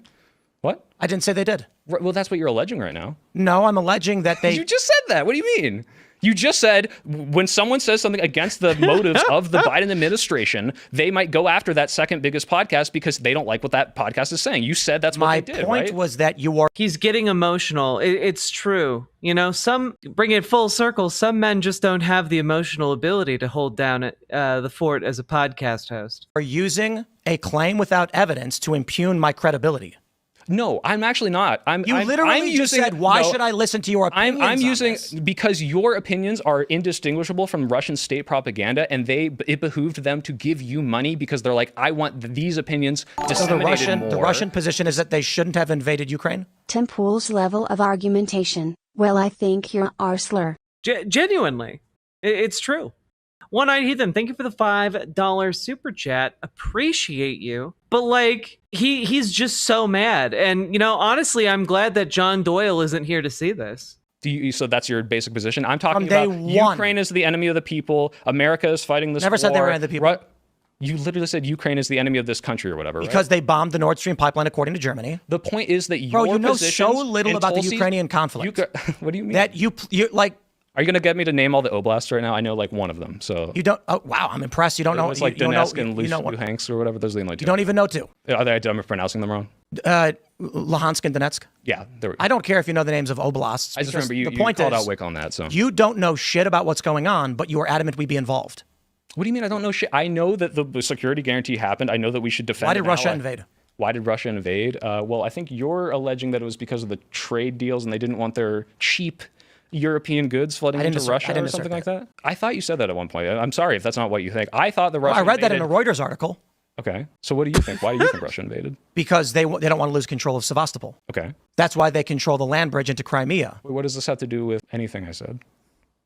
I've seen you talk about this. You don't know why the U.S. is involved in Ukraine, but you want us to be there. I think that the U.S. is opposing one. That pregnant silence of Tim Pool realizing he's been caught out, not knowing what the fuck he's talking about anymore. He's just driving the car wildly. It's a chase scene, everybody. He's trying to get away. Da, da, da, da, da, da. You know, the 1930s car chase scene where they're like tipping toy cars on like overpasses. You know what I'm talking about. You get the mental image here. The invasion of Ukraine because we promised that, hey, if you give up your nukes, we'll help you if you get invaded because we don't want the nuclear proliferation in this country. And what was that called? I don't remember. It's like 1993 or something, right? Listen, I have an issue with... Listen, I must affect an emotion in my voice right now to convey how utterly disgusted and dismayed I am with you for asking me inconvenient questions. Ill-informed individuals advocating for an escalation of war. Why is this... Dude, if you're talking about, look, I can probably name like the way that you've described of Russia's goals in this country and like all the points you're going over. My question is, why is it that when we do a security guarantee for a country, we shouldn't help that country out? What's the security guarantee? The security guarantee is that if you give up your nukes, we will protect you, right? Tell me about it. What, do you want me to pull it up? I don't have it memorized. Do you have it memorized? Yeah, it was the Budapest Memorandum. There we go. Didn't remember. It was the nuclear deproliferation, the beginning of the START treaties. Right. Now, why is the United States involved in Ukraine? Because why are we involved in any foreign country? No, there's a specific reason we're involved in Ukraine. Are you talking about like to combat the spread of Soviet stuff, or what do you mean? I have an issue my whole life with ill-informed people, propaganda. I love it. I love that Tim is just like digging for like, what's the one random fact this man doesn't know about Ukraine? What's the one random fact that he doesn't know that I know?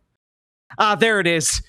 I have been beset by ill-informed charlatans propagandized to by the man, and I will no longer stand for it. You hear me? I am offended, sir. propagandized by the government to advocate for foreign intervention in other countries. Why is this? What am I propaganda? Like, tell me what my you don't brainwash know position. Because in good faith, I'm asking you, what do you think my position? Why I support this based on this like thing? Like, if I said, oh, it seems like we promised this country we defend them. We'll be greeted as liberators. Because you're basically saying we will be greeted as liberators. No, I'm saying seems to me like we had a promise to this country to defend them in this case. My question is, what's wrong with that? Because maybe I'm wrong, but tell me about it. But my question originally was going back to this, like, okay, but like if you're saying the same things as Russian state TV, it makes it hard to take you seriously. Does the does the treaty that we have with Ukraine that promises to defend them include any guarantees for Russia? Probably, I think so, right? Does it maybe is there maybe some kind of issue pertaiing to if the U.S. aggresses? Just tell me. I haven't read the whole thing. Yeah, since, like 3 months ago or something. Was it Timber Sycamore? Was that the operation? That was in Syria. Yeah, when the U.S. started providing weapons. Oh my God, he's still there. He's just been quietly zoning out the entire time. What a weird little guy. What John Doyle, like absolutely zero riz. Doyle's alive. It's confirmed. He did not die in the studio. Common cuck behavior. You are nothing but a common cuck. To Islamic terrorist groups. Yeah.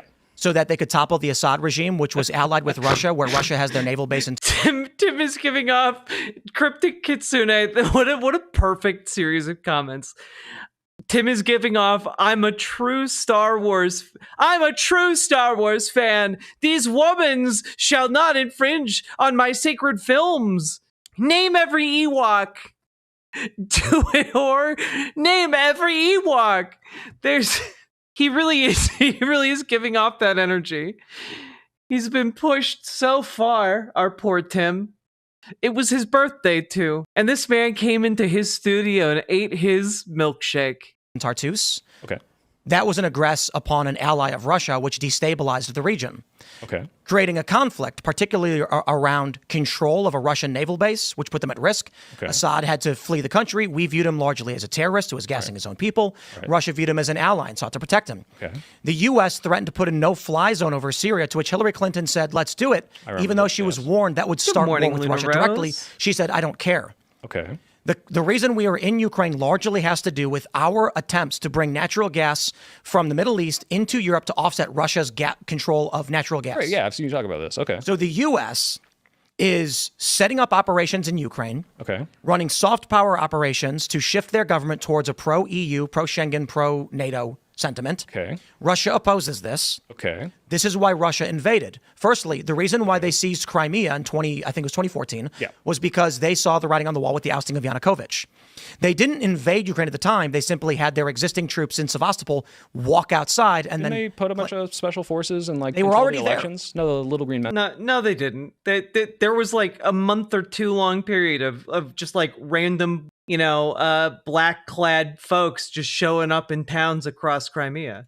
Thing, right? They were already there. Okay, they have a naval base in Sevastopol. Okay. No one said it was. I'm saying this is what Russia did. Right. Then there was Russia invaded Ukraine after Joe Biden got back in. Right. Because when Trump won in 2016, all of these tensions simmered down and halted. The response from the left, the Democratic Party, was largely that Donald Trump was supporting Russian interests by removing our involvement from Ukraine. I asked what specifically about my position is completely fabricated or brainwashed, but I'm also any of this. But I'm also But I'm also questioning everything you're telling me now because first of all, you have been in this industry way longer than me. I would always concede and cop to the fact that you probably know more about more things than I do, and probably ever will. Not only do I know more about it than you, I was there twice at the start of the Civil War. But my question is, if the Russian state media says, "Hey, this person's opinions are so aligned with ours, we want to give them millions of dollars," why should I believe you? That's made up. And your evidence of it being made up is, well, you have no evidence of it. Yeah, but if you think the DOJ completely fabricated it, just say that. But I don't think that's the case. Let's say their indictment is fine. Okay. What evidence did they release? I don't know. I haven't looked at the sources. The indictment contains no evidence. It's like, can we call Lauren Chen on the phone and ask her right now? The indictment contains zero evidence that anything. Oh, please, that would be top content, top tier. Can we call Dave Rubin? Let's get Dave Rubin in on this. That they've claimed happened. Yeah, when the government releases a report on something, do they have like a list of sources at the bottom, or they say this is what we're alleging happened? Like, Joe Biden said, hey, Russia's about to invade Ukraine in the coming weeks, and they didn't say, and these are intelligence sources, and these are our spies. They were just like, this is going to happen, and then it did, right? If your only argument against the historical facts that I brought up is, but I heard from an indictment that you may have been paid by a foreign country. That's not my only argument. I have a lot of arguments there. I don't want to get into a whole Ukraine. I thought there was no indictment. No. The indictment happened, but then it was dropped immediately, like the next day. Debate. My point is, like, I don't understand why. Let's just pause on the Ukraine thing, because I don't need to rehash a history lesson to somebody who didn't research it. Okay. Let's just talk about not researching. Can we talk about the fine people hoax? You talked about it with Adam Conover, and like I think you bring that up with liberals a lot. I just made a video on it. You feature in it, the Adam Conover clip itself, right? And the idea, you did research it. And you did know the full quote. Yeah. So some people, especially Chuck Schumer, he did this. He said Donald Trump called neo-Nazis fine people, which is not the quote, right? It's like they should be condemned. Yeah, fine people on both sides, but I'm not talking about this. But like, I think that completely ignores the context of the white nationalist who organized the rally, who was there on that day, and all the Identity Europa, the KKK, like the idea that there were fine people in this group is kind of like what everyone was upset about, is that he didn't condemn them on August 12th when white nationalists killed a guy. 2 days later, he gave a teleprompter speech that seemed kind of like wooden and hollow. And then on the 15th, he finally said the fine people thing, pointing to no one, because there were not fine people on the side of the neo-Nazis. I think this is why young men are leaving the Democratic Party. Because we don't like neo-Nazis? Because Trump condemned neo-Nazis, and you're trying to make the case why he actually did. Can you bring up the Snopes article that you brought up? Where Trump said, not the Nazis, and... Well, here's the thing, is like, if you look at that article, obviously, Snopes did a good job. They're like, we are here to report on the factual thing of what Trump said. Yep. But you brought this up with Adam Conover. Scroll down. Can you read that editor's note? Some readers have raised the objection that this fact check appears to assume Trump was correct in saying there were very fine people on both sides of the Charlottesville incident. That's not the case. The fact check aimed to confirm that Trump actually said, not whether what he said was true or false. For the record, virtually every source that covered the Unite the Right debacle concluded that it was conceived of, led by, and attended by white supremacists. And therefore, Trump's characterization was wrong. Right. So, like, most of the people and the media narrative around this as a whole was that Trump is not condemning white nationalists at this rally that killed a person. I'm just going to say it again. This is why young men are leaving the Democratic Party. Can you address the point I'm bringing up? Hey, August 11th happened. I'll say it right now. Who did Trump describe specifically as the fine people? So on August 11th, who did Trump describe as the fine people he was? He said the people that weren't the neo-Nazis and the racists who should No, he specifically said some people who just didn't want to see statues torn down in their neighborhood. So not those people. So everyone excluding those. And so when Trump says like a little old lady doesn't want a statue torn down as a fine person, but that's who. Right. Where is this little old lady? Right. The point is, this was a white nationalist rally organized by Jason Kessler, a white nationalist, and with the scheduled speakers being David Duke, Mike Enoch, Richard Spencer. And so when you show up, you look at these promotional materials, the news, and they should be condemned totally. And the news reports on this as this is going to be a white nationalist rally, and then you show up and you're like, well, I know I'm one of the 4,000 other Nazi people here, but I'm just here to protest the statue. Do you think those people like existed and like this is specifically this one or two people? They did actually, and it's also if you look at like the history of how these organizations. Yeah. You know, a bunch of these people who were definitely not Nazis showed up to the white nationalist Nazi rally, and when they saw like the Klan hoods and the Nazi flags, they thought, look at all these people, just firm defenders and interests in statuary, you know, just firm fighters on behalf of our statued brothers. Like, I'm sorry, if you are not a fascist, you look around and you go, oh, I shouldn't be here. Well, yeah, of course, John Doyle has to speak up for his Nazi brethren, you know? Organizations operate throughout American politics. It's exactly like you're describing, where you've got something like a statue for Robert E. Lee. You've got Americans who are local and they're like, you know what, this is my heritage. Maybe I don't swear by it, but I like it and I respect it. And I like it and respect it. I just don't want it put in a museum where it can be properly contextualized, because then that will break the fragile hold I have for all the justifications on bigotry that I hold deep in my heart. All of a sudden can bring in these boogeyman figures like David Duke, who famously sold lists of his members to the SBLC. Why do you say boogeyman for David Duke? Because that is what they are. The Grand Wizard of the KKK. The boogeyman referring to this sort of like archetypal scary thing so that the media can then report on it. And now 8 years later, we're pretending that Trump is maybe a white supremacist. The media didn't bring David Duke to the rally. David Duke promoted and organized Jason Kessler. There is a relationship between the state, the media, and the boogeyman that seeks to take normal right-wing opinions and vilify them and make them scary and alienating to normal people. So you think there's you notice that like John Doyle just just argued that like the Grand Wizard of the KKK, the Ku Klux Klan, is taking otherwise normal positions and popularizing them, or not popularizing, scaring people away from them. But otherwise, those positions would be very popular. Like, you guys understand that that's what he's saying, right? Because he's a disgusting freak. Like some subversion tactic, which Absolutely. made the white nationalists promote this rally Uncle to Gumball, no! scare people away from defending the statue? 100%. Yes, that is how this has operated since the end of World War II. This relationship between the national security state, far-right organizations, and the media. They all work together to vilify normal right-wing opinions such as, we don't want a statue of a local hero. I'll say let's just pause. I got a question for you. Do you think that intelligence agencies in the United States coordinate with news organizations? 100%, yes, of course. And I mean, even worse than that, they subvert certain movements. Like I brought Do you up think that COINTELPRO, right? Do you Like, think they that did news this before. organizations, even today, take direction from intelligence agencies? Direction?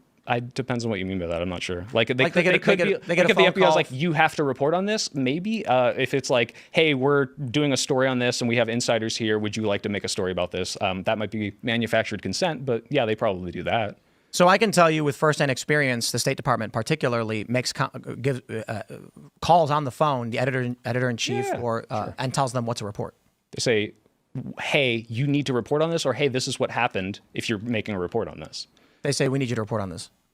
I don't think that needs to happen, largely because if you're a news outlet, you have interest in reporting on a news event like that.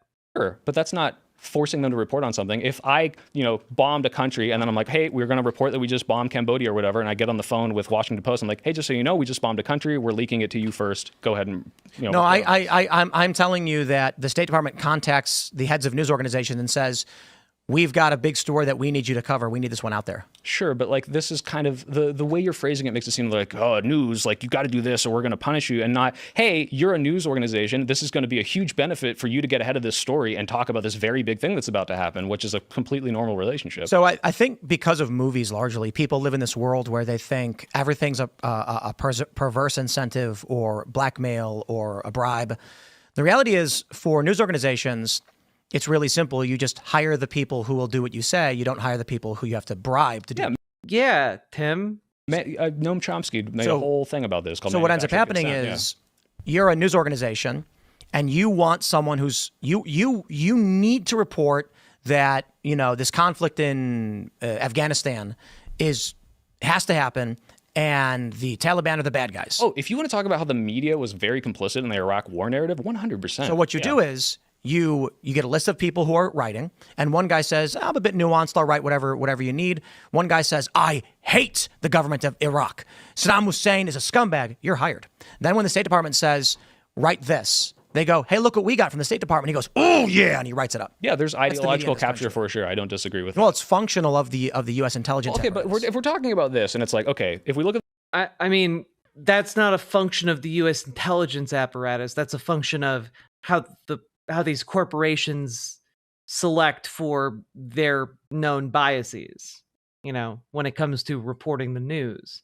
Then the State Department comes in, figures out which outlets are going to be friendliest to its position, and then they feed the stories there. They don't have to threaten. They don't have to do anything. They don't have to be involved in the hiring decisions.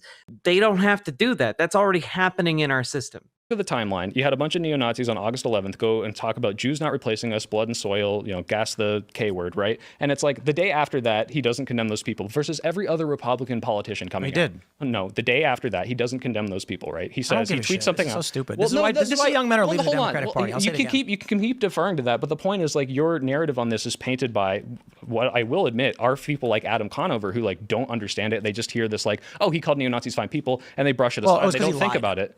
Did Adam Conover lie about it? Because the first thing he said was, and then he said, I don't know anything about it. Then claimed he didn't know. Right, which is pussy shit, in my opinion. I mean, Adam Conover's also a fucking comedian. But the point is, and now what you're doing is called sophistry. What is the sophistry? To say that people were upset. You Arguing can look at the over articles from words this and time. tone about things that happened 8 You years ago. are arguing the day after. You bitches have been talking about a fucking Gillette commercial from 6 years ago like it's the 9/11 of your lives. What are you talking about? You can't make the argument that you're being a sophist right now when you're like acting like the worst thing that ever happened to you was seeing a Gillette commercial. You guys referenced like the Gillette commercial. What was the other thing they referenced that was like from a decade ago? They keep referencing old shit. Like they don't have the high ground to be like, oh, look at you. I just got here. You serious? That is what they have been talking about in this episode. It's crazy. Status of Trump instead of what actually happened. The day after neo-Nazis marched in this rally with the tiki torches, Republicans came out. Mitch McConnell, the Bushes, all these other people came out and said, by the way, I'm not saying these people are good. I'm saying what? All the other Republican parties said, hey, these are neo-Nazis and these are bad. And Donald Trump said, many sides, right? And people were upset about that. And you mean after a different event? No, that's why I call it sophistry. after the tiki torches. Trump didn't say very fine people on both sides of the tiki torches. Many sides was on August 12th. He said many sides. Fine people was on August 15th. That was 3 days later, after he didn't say anything to condemn them for 2 days. Then gave the teleprompter speech. Then finally condemned them after every other reasonable politician who I fucking hate Ted Cruz. Ted Cruz was condemning this and he wasn't. And it seems like the reason people are mad are not that he said verbatim, neo-Nazis are fine people, because he didn't. You're right. That is a lie. That's why they're mad. That's literally what they're saying. Why they're mad is because he refused to condemn like one of the most egregious displays of white nationalism in this country. How many times has Trump condemned condemned white supremacy? I don't know, but he seems really reluctant to do it compared to other people. A lot. Have you seen the clip of him on, was it Jake Tapper, where he asks them to like denounce the KKK and he just won't do it? Have you seen literally... I forgot about that. Jesus Christ. This country elected that fucker twice. 57 times Trump's been like, why do I keep getting asked to do this and I do it every time? Because he just really struggles to do it. And it's like, hey, why are you so reluctant to do this versus every other politician who, like, would you denounce the KKK, Tim? No. Wait, what? Why not? Because it's a bullshit smear tactic. PR Ask me, game. I'll say yes. Why not? Because you're in a cult. I'm in a cult. Tim refuses to condemn the KKK. Holy shit, dog. I won't condemn the KKK because you're in a cult. What the fuck are you saying? Oh my God. Cult because I will immediately denounce the KKK because I think the evil racist lynching group is bad. Why are you asking me to denounce the Klan? I'm asking you not because I think you support them. I'm asking you because it's showing how easy it is to denounce them, and he struggles with this. And it raises questions where it's like, hey, why is it? Doesn't. Yes, it absolutely does. If he says, this is why Trump wants. Don't you see? Don't you see? Donald Trump refusing to condemn the KKK is all a part of his giant, incredible, perfect plan. You silly buffoon. You hodderly stooge. On the popular vote. If he lies on national television when someone says, hey, will you denounce David Duke? And he says, I don't know who David Duke is. That's a great answer. Well, no, because in 2000, he said, I'm leaving the Reformist Party because David Duke is part of it. So he did know who David Duke was. No, he doesn't. Isn't that like prove the point, though? If he knows who he is, party, bro. so they tried this if he knows who a character prior. is and then pretends like he doesn't understand the concept of the KKK, he says, I don't know this group. I'm going to say it again. Does this not raise questions, Tim? It does not. Why not? I've got videos that I've been making. I've been making online videos where I talk for hours for like 16, 17 You know what the years. KKK is? Indeed, I do. Okay, so why would he say, I don't know what that is? And if someone, does that bother you? If someone went back and said, Tim, you know what's really funny? I'll tell you this. What the When fuck? Andrew Tate got really big, and everyone was talking about Andrew Tate, I was like, don't I know that guy? Oh yeah, holy shit. He was on the show. 8 years ago, he had DM'd me about the field reporting stuff. He had like 40,000 followers. If someone had asked me, what do you think of Andrew Tate? I'd be like, honestly, I don't know the guy. Bullshit. You were DMing with him 8 years ago. I'd be like, fuck, I didn't even realize. Yeah, but that's very different from citing him specifically as the 20 years reason prior? as the reason you ended a particular part of your political career. It's like specifically because of this man, and then also saying I don't know what the KKK is. You understand the problem with that though? Is it's like okay, literally, can we? I really want him to stick on the KKK thing because, like, frankly, the fact that they're dancing around it so hard is very funny. He said, I don't know what the Klan is. Can we watch it? In Look 2015, up Donald Trump denounced KKK. No. Let's look it up. Let's look it up. Maybe I'm quoting it wrong. I might be wrong. I think he said. No, Kyrie hasn't been back, Luna Rose. I frequently wonder if they're doing all right. I don't know about that group. Before we I don't know about the KKK. My question to you is, yes. He said, I don't know. I don't want to say quote it verbatim, so let's watch it together. Trump, but okay, so then I don't. Trump then what do refusing you to ask me denounce to, the KKK. While you look that up, do you understand the problem with that, though? If it's 2015 and you're having a conversation with Trump and you're like, denounce David Duke, and he's like, I don't know who that is. And you're like, yeah, you do, because here's you denouncing him 15 years ago. He didn't actually bring it up. I'm sorry. If you were alive in like the 70s and 80s, you fucking knew who David Duke was. Don't be a dingus. Right. The point being, it's the same game. They've been doing it for decades. He gets bored of it. They just wait for him to not give a sufficient answer one time. And now 8 years Why later, is it we're that discussing every it like other it's relevant to Republican his politician policy? can easily give the answer of, yeah, no, I don't like these white supremacist groups, but he struggles with it. He did, as Tim said. No, he 50 didn't. times. It took him days to denounce And them. we know about that one instance because that's and the one KKK slip-up one, that they which got is a him. completely different one, and also struggling to denounce the Proud Boys, which is another one. Like, this keeps happening, right? So my question is, no, I'm not looking up, has Trump condemned white supremacists? This is obvious. He said it in the thing. Look up the... Well, hold on. You're asking me to pull a single thing out of context. It's not out of context. I just Look up the searched for Tim Clan white supremacy. Look up the CNN clip with him talking. I think it's Jake Tapper, where he asked him like, "Hey, David Duke has endorsed you. Will you just quickly denounce him?" Which any reasonable person. I'm just pulling up a bunch. I'm going to pull up all of it. Can you just bring up the one I talked about? You have no, you've been talking back and forth. This one's embarrassing, by the way. I would love to end it. I would love to end it. I just Google search and I'm pulling up all that comes up. Okay. I'd like to watch that one. But send in the National Guard, it would be over. There'd be no problem. Okay. But they don't want to accept the National Guard. You have repeatedly criticized the vice. I'm just gonna keep bringing up bullshit that has nothing to do with what you asked me to do, and that way we'll waste time and we can stop talking to each other as much. President for not specifically calling out Antifa and other left-wing extremist groups. But are you willing tonight to condemn white supremacists and militia groups and to say that they need to stand down and not add to the violence in a number of these cities, as we saw in Kenosha and as we've seen in Portland? Sure, are you I'm prepared to do specifically, not from white supremacists conduct up there? But then if we look at the pattern of him failing to do this, and we can please watch the KKK clip, which I think is even worse than that one, which was bad, by the way, telling a white supremacist group to stand by and not, hey, yeah, these people are evil and I hate them. Like, this is very, like I said, you didn't want to do this because it was a smear tactic, but anyone asks any of these Republican politicians, do you denounce the KKK? Yeah, fuck them, right? Easy. Because obviously, versus someone who's like clearly struggling to do this. Now, by the way, I don't think this makes Trump a white supremacist. Like, I think this is literally just, he is very hesitant to alienate his base. But like, I mean, he literally refused to rent out apartments to black people. Like, the fact that it's 2025 and we're having these conversations about like, I don't think Donald Trump's racist. He's absolutely a fucking racist. That's bad if you're emboldening like these really, really bad groups. Last chance. Super Tuesday brings caucuses and primaries in 12 states. For Republicans, about half. Right there. About Yeah. what you're even talking about with. Hold on. I don't know anything about David. Beginning with a new controversy surrounding Trump today. Here's Major Garrett. I don't know anything about David Duke, okay? I don't know anything about what you're even talking about with white supremacy or white supremacists. Donald Trump demurred when asked that's not the whether full he clip. could. Yeah, The full clip is much worse than that too. I'm trying to find it. I gotta find more The only context. thing that comes up, I got to be honest, when I gotta search have for it, more is that Trump condemns context. white supremacy. Okay, well, I promise you that's not all that's... I do agree with you. I can find it for you. Right? I do agree with you. There's a longer clip. He basically was like, I know what you're talking about. I don't want to condemn him. Trump KKK CNN, and then it's like Trump campaign denounces Klan. Trump calls KKK Nazis repugnant. Trump denounces David Duke 2016. I mean, here you go. CNN politics. Trump denounces David Duke KKK.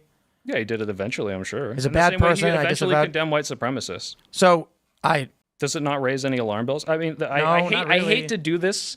I hate to do this on stream, but I know it's in my video. If you go to my channel, you go to my most recent video, and you scroll to that exact clip, we can watch the whole thing in full. But you're correct. Why don't you want to show the clip? I can't find it. Well, I just said if you go to, and also I don't want to shamelessly promote myself, but if you go to my channel, it's in my most recent video, The Soy Pill. Like I know because I just released this on Tuesday, so I watched it like a million times. What I'm trying to do is find the actual raw clip. Tim really doesn't want to play that full clip. Oh, it's so fucking funny.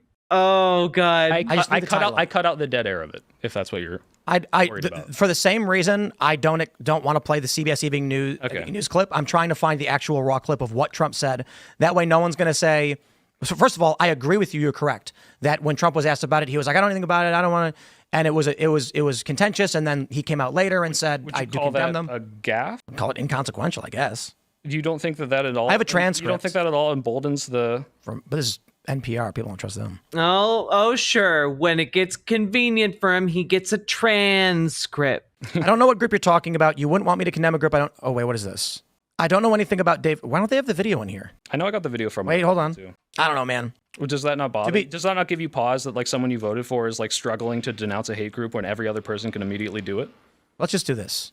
Well, just answer the question. I am, and it's called no, because I typed in Trump refuses KKK CNN. Trump condemns all white supremacists. Trump refuses to condemn white supremacists. Donald Trump stumbles on David Duke KKK twice. Right. That's the one I pulled up. Full interview. Trump denounces KKK. Trump, I totally disavow the Ku Klux Klan. Sure. Like, this is just a political non-story as far as I'm concerned. So when the groups come out afterwards, when this happens and say, wow, we really feel emboldened by this person, and then you can see like a rising trend of these groups' influence, like I think that's a very demonstrable material harm. People have no influence though, dude. The Proud Boys used to be a drinking club. Steve Bannon not around is an anymore. alt-right person. He's like, he's not hired by The Proud Boys used to be a drinking club. They're not around anymore. They literally participated in the attempt to overthrow the democracy in 2020. They were the ones being told to stand back and stand by. Fuck you.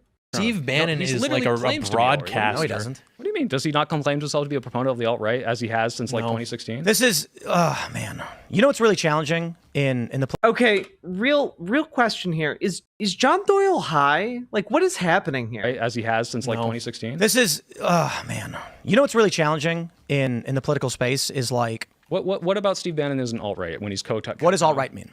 Alt-right, oh man, like, to get me to define the concept of this. Well, like, the AP has the AP guidelines. What do you mean for when you organiz- say the alt-right? AP guidelines have a definition of what alt-right is. Okay, and what's that? White nationalist. Okay. Steve Bannon is not a white nationalist. I don't know about that one. Steve Bannon literally did a Nazi salute like a month ago. If that's the only criteria for it, It is. think that he might still be, but I'd have to look into He's not. this. Okay. Steve Bannon thinks we should tax the rich to oblivion. He thinks there should be a wealth tax on billionaires. Okay, but that doesn't... No, I by the way, I already know this, but that doesn't make him not right. No, he's not alt-right. Well, first of all, there are Nazbols, which are Nazis who are like super pro like socialist weird policies, right? Like Sure. you can have a economic left policy and be on the right. We had Steve Bannon on the show, and I asked him, I was like, you've been called white nationalist. And he's like, I have. And I was like... So he was playing dumb? Because of course he would know that, right? We were specifically referring to alt-right as white nationalist, and I was saying, they're claiming you're racist, and he was like... I said, there's a viral post on Reddit right now. It says, this is the face of white supremacy. Okay. And he's like, I didn't realize they were saying that about me. What was this, like 2016? Yeah. Well, no. He came on the show in 2022. So for 5 years of every mainstream media outlet reporting on him like that, and he's never heard of that? Have you ever watched his show? I've never watched it. Did you know that he's pro wealth tax? Wait.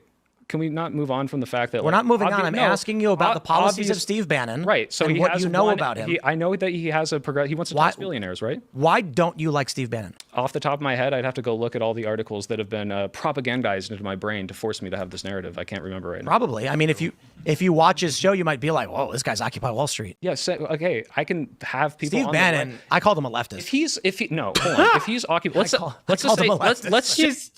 he's literally the fucking campaign manager for Donald Trump. Shut up. Just say that he's like super mega leftist on this policy. Then why is he in the Trump cabinet voting for the Trump policies that are not getting us anywhere close to this? Well, Bannon wants arrests. Arrests for what? He wants the government dismantled, broken, arrested. But okay, look. No one is 100% aligned with like one policy, one party. Good night, I Snookin. am on the left. I'm progressive, and I am pro-gun. Right? I have like policies. The left is pro-gun, though. Well, to the far left. No, the right? left is pro-gun. Liberals are not. Liberals in California are stupid anti-gun. Right? They're like putting taxes on ammo or like background checks on ammo. All this stupid shit. And I think that's dumb. Right? However, that doesn't make me not left. So the thing is, there are key principles that I have, like progressive tax rates, welfare state, that keep me in this party. That keep me in this party. If Steve Bannon has this leftist policy of taxing billionaires, but he's completely aligned in voting for the right policy. This is not the thing that is the deal breaker for him. This is not his principal value. You can call him a liberal, but say he's on the right.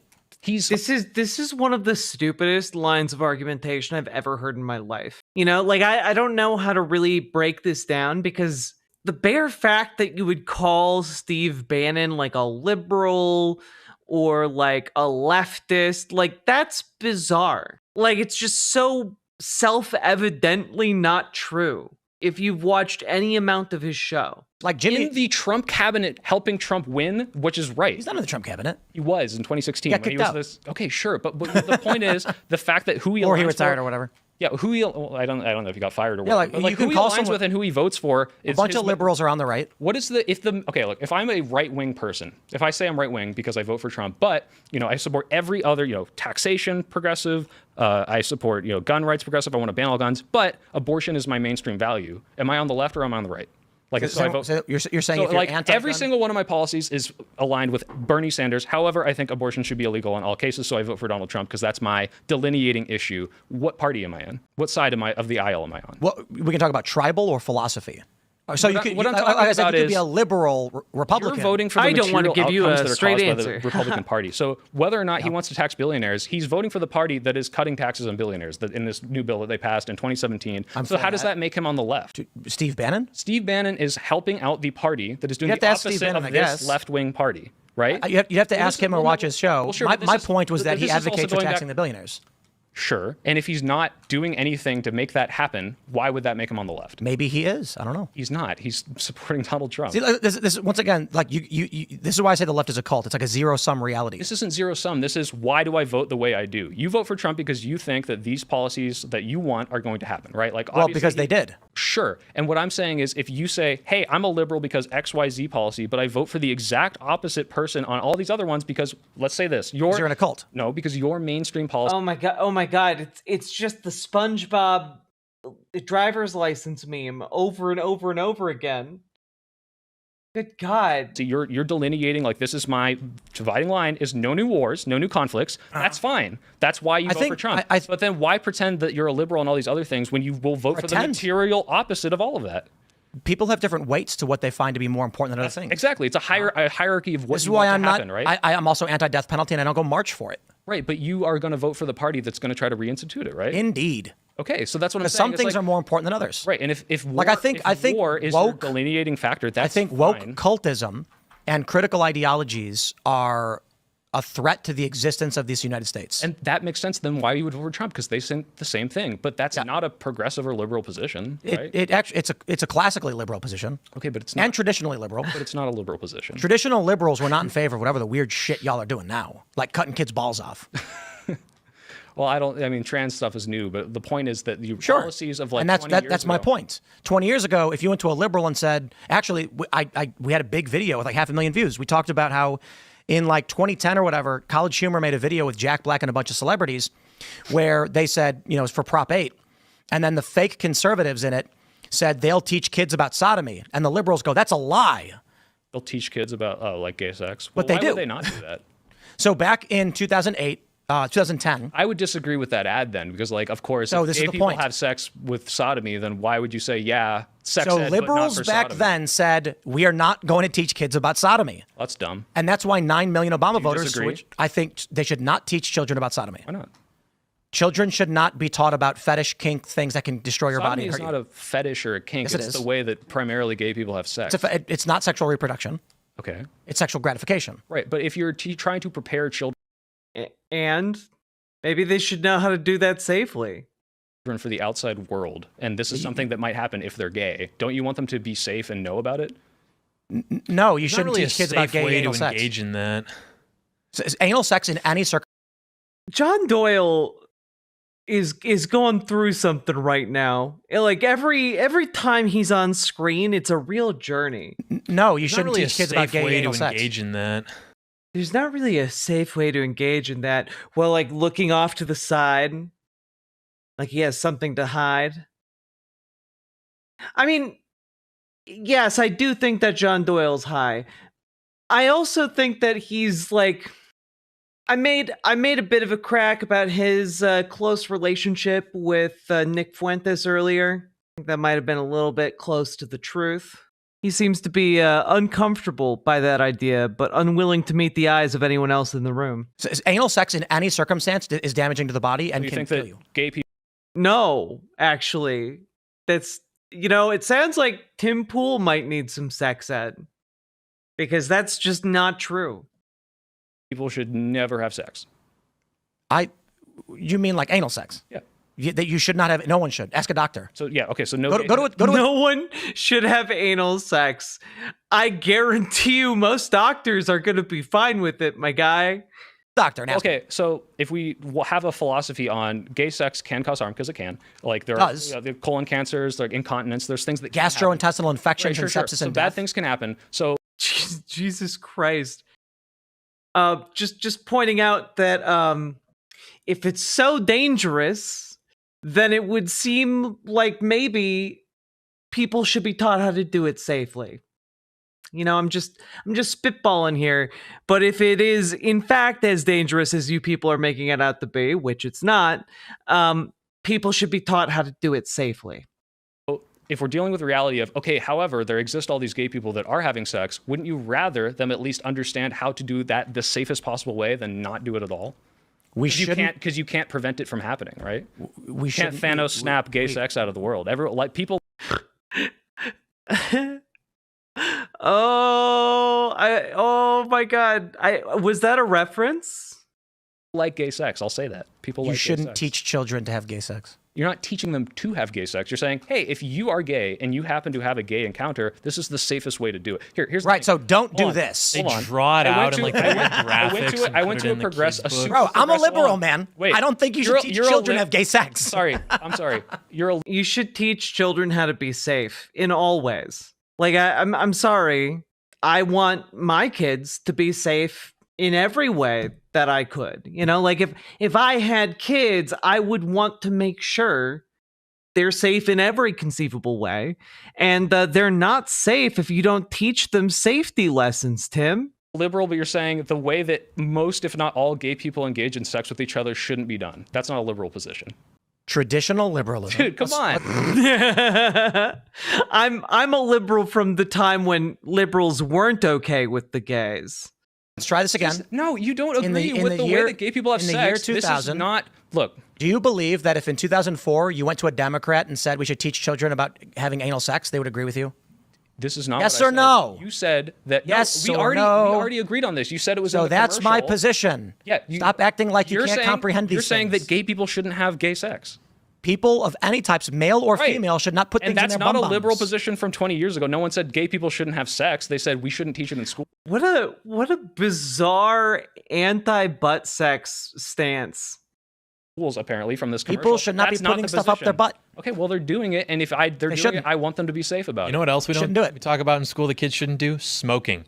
You know the smoking cigarettes? No, hear me out. Smoking cigarettes on Are you average. going to start your little dare group and go We got it. talk about how Guys, gay guys, sex guys, is we're way bad? over. I was We going gotta to go. finish my point first, which was going to be that smoking cigarettes on average takes 11 years off your life expectancy. Not good. Sodomy, being a practicing homosexual, removes 20 years on average from your life expectancy because of the things he's mentioning, not to mention the proliferation of STIs within the homosexual community and You know what things like stops that.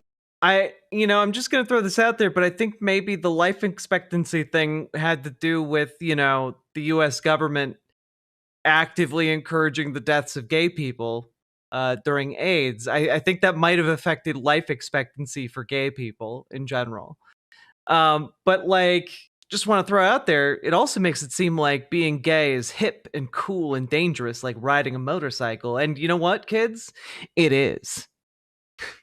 Just like riding a motorcycle. that is education. And That's like not how to have true, safe actually, sex, though. you know? Unfortunately, I wish it were true, but it's not. So, okay. promoting that unhealthy lifestyles Telling to children people how is to bad. have safer sex doesn't stop the spread of STIs. What Clearly, no. do you mean clearly no? Because Is AIDS as big as it was in the 80s? because of massive viral subsidies, not because of condom proliferation. That's the Jack Black movie. Or gay. No, nothing could go wrong. So join us in this song of happy days for the gays. Nothing can go wrong. Hate Wasn't right. That's a lie, but it worked. I feel like I probably was going to get DMCA'd for that, so I skipped it. So we don't care. Now you are sitting here telling us that's a good thing to do. I think it is good to teach people that if they're going to engage in sex a certain way, they should do it safely. So we are here's in hold on. agreement of your worldview and Really my quick example. position from where I used to hang out with these people in California, and you are on the other side of that. Listen to me. And you're Listen to me. behind Wait, them. I don't know listen where to- you're at. Tim, ask, my liberal, super progressive middle school, when they did drug education, they did not teach us to do Molly and cocaine and all this. However, they had a very comprehensive slideshow of here's every drug you might encounter because these things exist, all right? These things are out there. there, and especially in San Francisco, there's a good chance that you might find someone who's trying to sell it. And they're telling, hey, these are the risks of these drugs. These ones you should probably never, ever, ever do. These are the risks of these ones. This one won't harm you. This one's addictive. And they gave a very good comprehension of like how to deal with these things in real life. And people are having gay sex, all right? I don't know if you knew this, but gay guys love fucking each other in the ass. It's like their favorite thing to do. And so I have heard stories to that effect. A 2022 study in the United States found no excess mortality among gay and bisexual males. Well, that's interesting. It's almost like these white nationalists are liars. if they're going to go out and do that, I'd rather them be doing it safely than say, hey, actually just don't do it, because that's how abstinence education works, and it doesn't I love fucking how work. we've gone from like the conservative traditional position of abstinence education and actual intercourse to, but what about shoving stuff up your ass? Yeah, the thing that gay so people do Dare when they didn't have work. sex. Dare didn't work, and Right, it didn't. So teaching kids about drugs actually backfired. Maybe we should have just been like, let's not. Well, wait. You're the one saying, like, you pull up an article being like, Dare didn't work. Teaching kids about drugs didn't work. It backfired. Except that the literal article title you pull up says, "Just Say No" didn't actually protect students from drugs. And, you know, it's ironic because you're saying that essentially to gays, just say no to sex.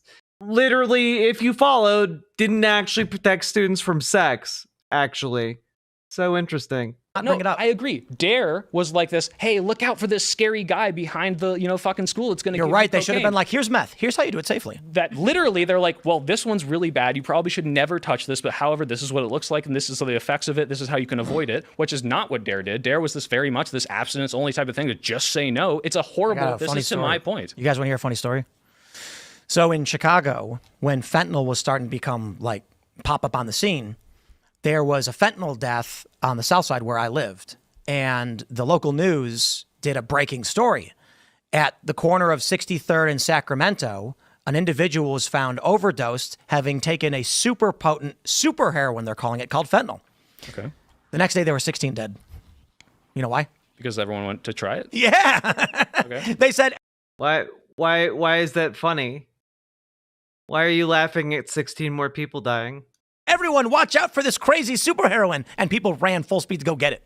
Do you think those are heroin addicts, though? Oh, Harold, good looking out. Let's pull up that article from that Tim Pool was looking at. That's so fascinating.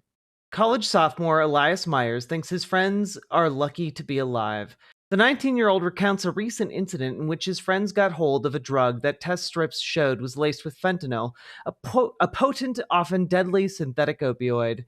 That's kind of when I decided that caution is not like a best practice, but a survival technique, says the University of California, Berkeley student. And yet those survival techniques were never talked about in Myers' middle and high school drug education classes. In fact, Myers said they didn't mention fentanyl at all. He says the classes tried to failed to prepare him and his peers for an increasingly dangerous drug landscape in which a single high can have deadly consequences. Now let's see. Teaching safety measures for when the students do choose to use. The most important tenet of drug education is to be honest, says Professor Bonnie Halpern-Felsher. And to have a balanced perspective, we cannot lie, we cannot exaggerate to teens. Halpern-Felsher directs Stanford University's REACH lab, which focuses on understanding, preventing, and reducing teen and young adult substance abuse, among other risky behaviors. Let's see here. A pilot study of the Safety First curriculum found it significantly increased high school students' knowledge of harm reduction techniques and behaviors, and found a decrease in overall substance use. There you go. So, because if I was a heroin If addict, and I only heard there's Tim a could super heroin, read. I would immediately go try it. Yeah. I don't know. Probably. This is different from like kids. We are way over, so I do apologize, but we do got to wrap things up. Okay. But I do appreciate you coming. I thought it's always fun to have these conversations, as contentious as they may become. So I do appreciate you coming, and John. No, this is a lot of fun. Yeah, we'll do more, and hopefully we can have you. John is not okay. Like, holy moly. come for one of our live shows. Should I do a call out to the other like leftist himbo that won't come on shows like this? The himbo? The Hassan Piker? Yeah. Should I call him out? I will. You don't have to call him out, but I should, right? I actually will defend Hassan because there are these personalities that I really despise, where every thumbnail they make is a random picture of Trump, and then the title is just Trump says bad thing, Trump does bad thing, and it's not actually news. It's like Trump looks disheveled and angry, and they get millions of views. But Hassan doesn't do that. He actually talks about news stories. He's just a leftist, so I respect it. Okay. But you shout out whatever you want to shout out. Hopefully, we can have you at our live shows in the future. I'll call. So yeah, I'm the Soy Pill on YouTube. I do video essays. If you think I was even remotely good faith here, please go watch them. Although my most recent video does feature Trump. Tim, look at his most recent. Yeah, exactly what you just described, which is Trump, and the period is making his face Hitler. But yeah, But is it an argument? My argument, you heard most of my argument. He's talking about the fine people thing, but the thumbnail is like Trump like this, and then he's got a Hitler. That's fine. I'm saying like Donald Trump said this egregiously big gaffe, and look how disheveled he looks in this they photo. just go, oh my God, Donald Trump was on the news today. He looks crazy. It's getting so bad. Trump derangement syndrome is real. My dad has it, and I'm trying to cure him. Perhaps he means something more like Trump. See, I don't understand the constant ceding of ground. Like overall, like I think this guy's heart is in the right place, you know, like the soy pill. But like there's some of the rhetorical stuff that I don't understand why he's doing it. And maybe I understand why, I just disagree with it. You know? Had a bad day. That is exactly what I was talking about. That was the day of the election. Yeah. That was a fun one. I really like that photo of him. Yeah, but again, like I have no problem with periodically you talk about Trump or criticize him. That's fine. Like your videos are, you're talking about things. You're making arguments. I am. Does the left hate America? Yeah. Does Trump incite violence? Like that's what is toxic man. That's all fine. I'm fine with it. I'm glad. I'm saying you like should subscribe too. You look at some of these channels, which I name too often, and like every single video is just a random screenshot of Trump. Anyway, did you want to? Oh, yeah. No, let me call out Hassan Piker. Hassan Piker, I challenge you for the throne of Twitch and the soul of America's young men. You get these aspirations of anti-Semitism and being a himbo. Well, I'll tell you what. I'm a bigger himbo. I'm Jewish, and I'm more anti-Semitic than you because I have to live with Jews, okay? While you were complaining about Israel and their bombing campaign in Gaza, I was there on Birthright having to listen to their stupid fucking arguments. And you hold your swastika sword in front of Ethan Klein while I have felt the blade of the circumcision knife, okay? So no one is more anti-Semitic than me, so I challenge you, Hassan, for the throne of himbo Twitch. Meet me in the ring. Well, how about you, John? Yeah. I didn't like that, but okay. I understand what he was going for. It just didn't land. Yeah, you can find me at youtube.com/John Doyle, and I talk about stuff not maybe pertaining to the foreskin or lack thereof or anything like that, but it's a good time. Right on. Okay, we went a little bit over. We got to bounce now. We are back tonight. Timcast IRL. Roseanne's going to be here. It's going to be fun. Thanks for hanging out. We'll see y'all then. Well, wow. What a journey we have been on together tonight. I don't even really know how to wrap this up. That was a painful, kind of a journey into an emotional sarlacc pit, you know? I feel like we all just kind of fell down the barbed gullet of some kind of ancient sand hell beast. And this is surely what being digested would be like. That was fucking weird. Who even was that guy? Well, John Doyle's a white nationalist. The Soy Pill is a YouTube video essayist. And Tim Pool is a paid Russian propagandist, allegedly. You know, I don't know what possessed me to want to do the entire thing. I think it was just like a perverse curiosity. How much further we could get into this, how much more twisting and meandering we could encounter with Tim's arguments, and damn, if only there was an Olympic medal for mental gymnastics, you know? If only, but there's not yet. Riverboat Jack is coming to town. All the viewers gather around. Twitch and YouTube and swishy streams. All that content is bursting the seams. Politics, gaming, and plenty more. Your sense of fashion you'll adore. So grab your stuff and hop aboard. We're going straight to Jack's Discord.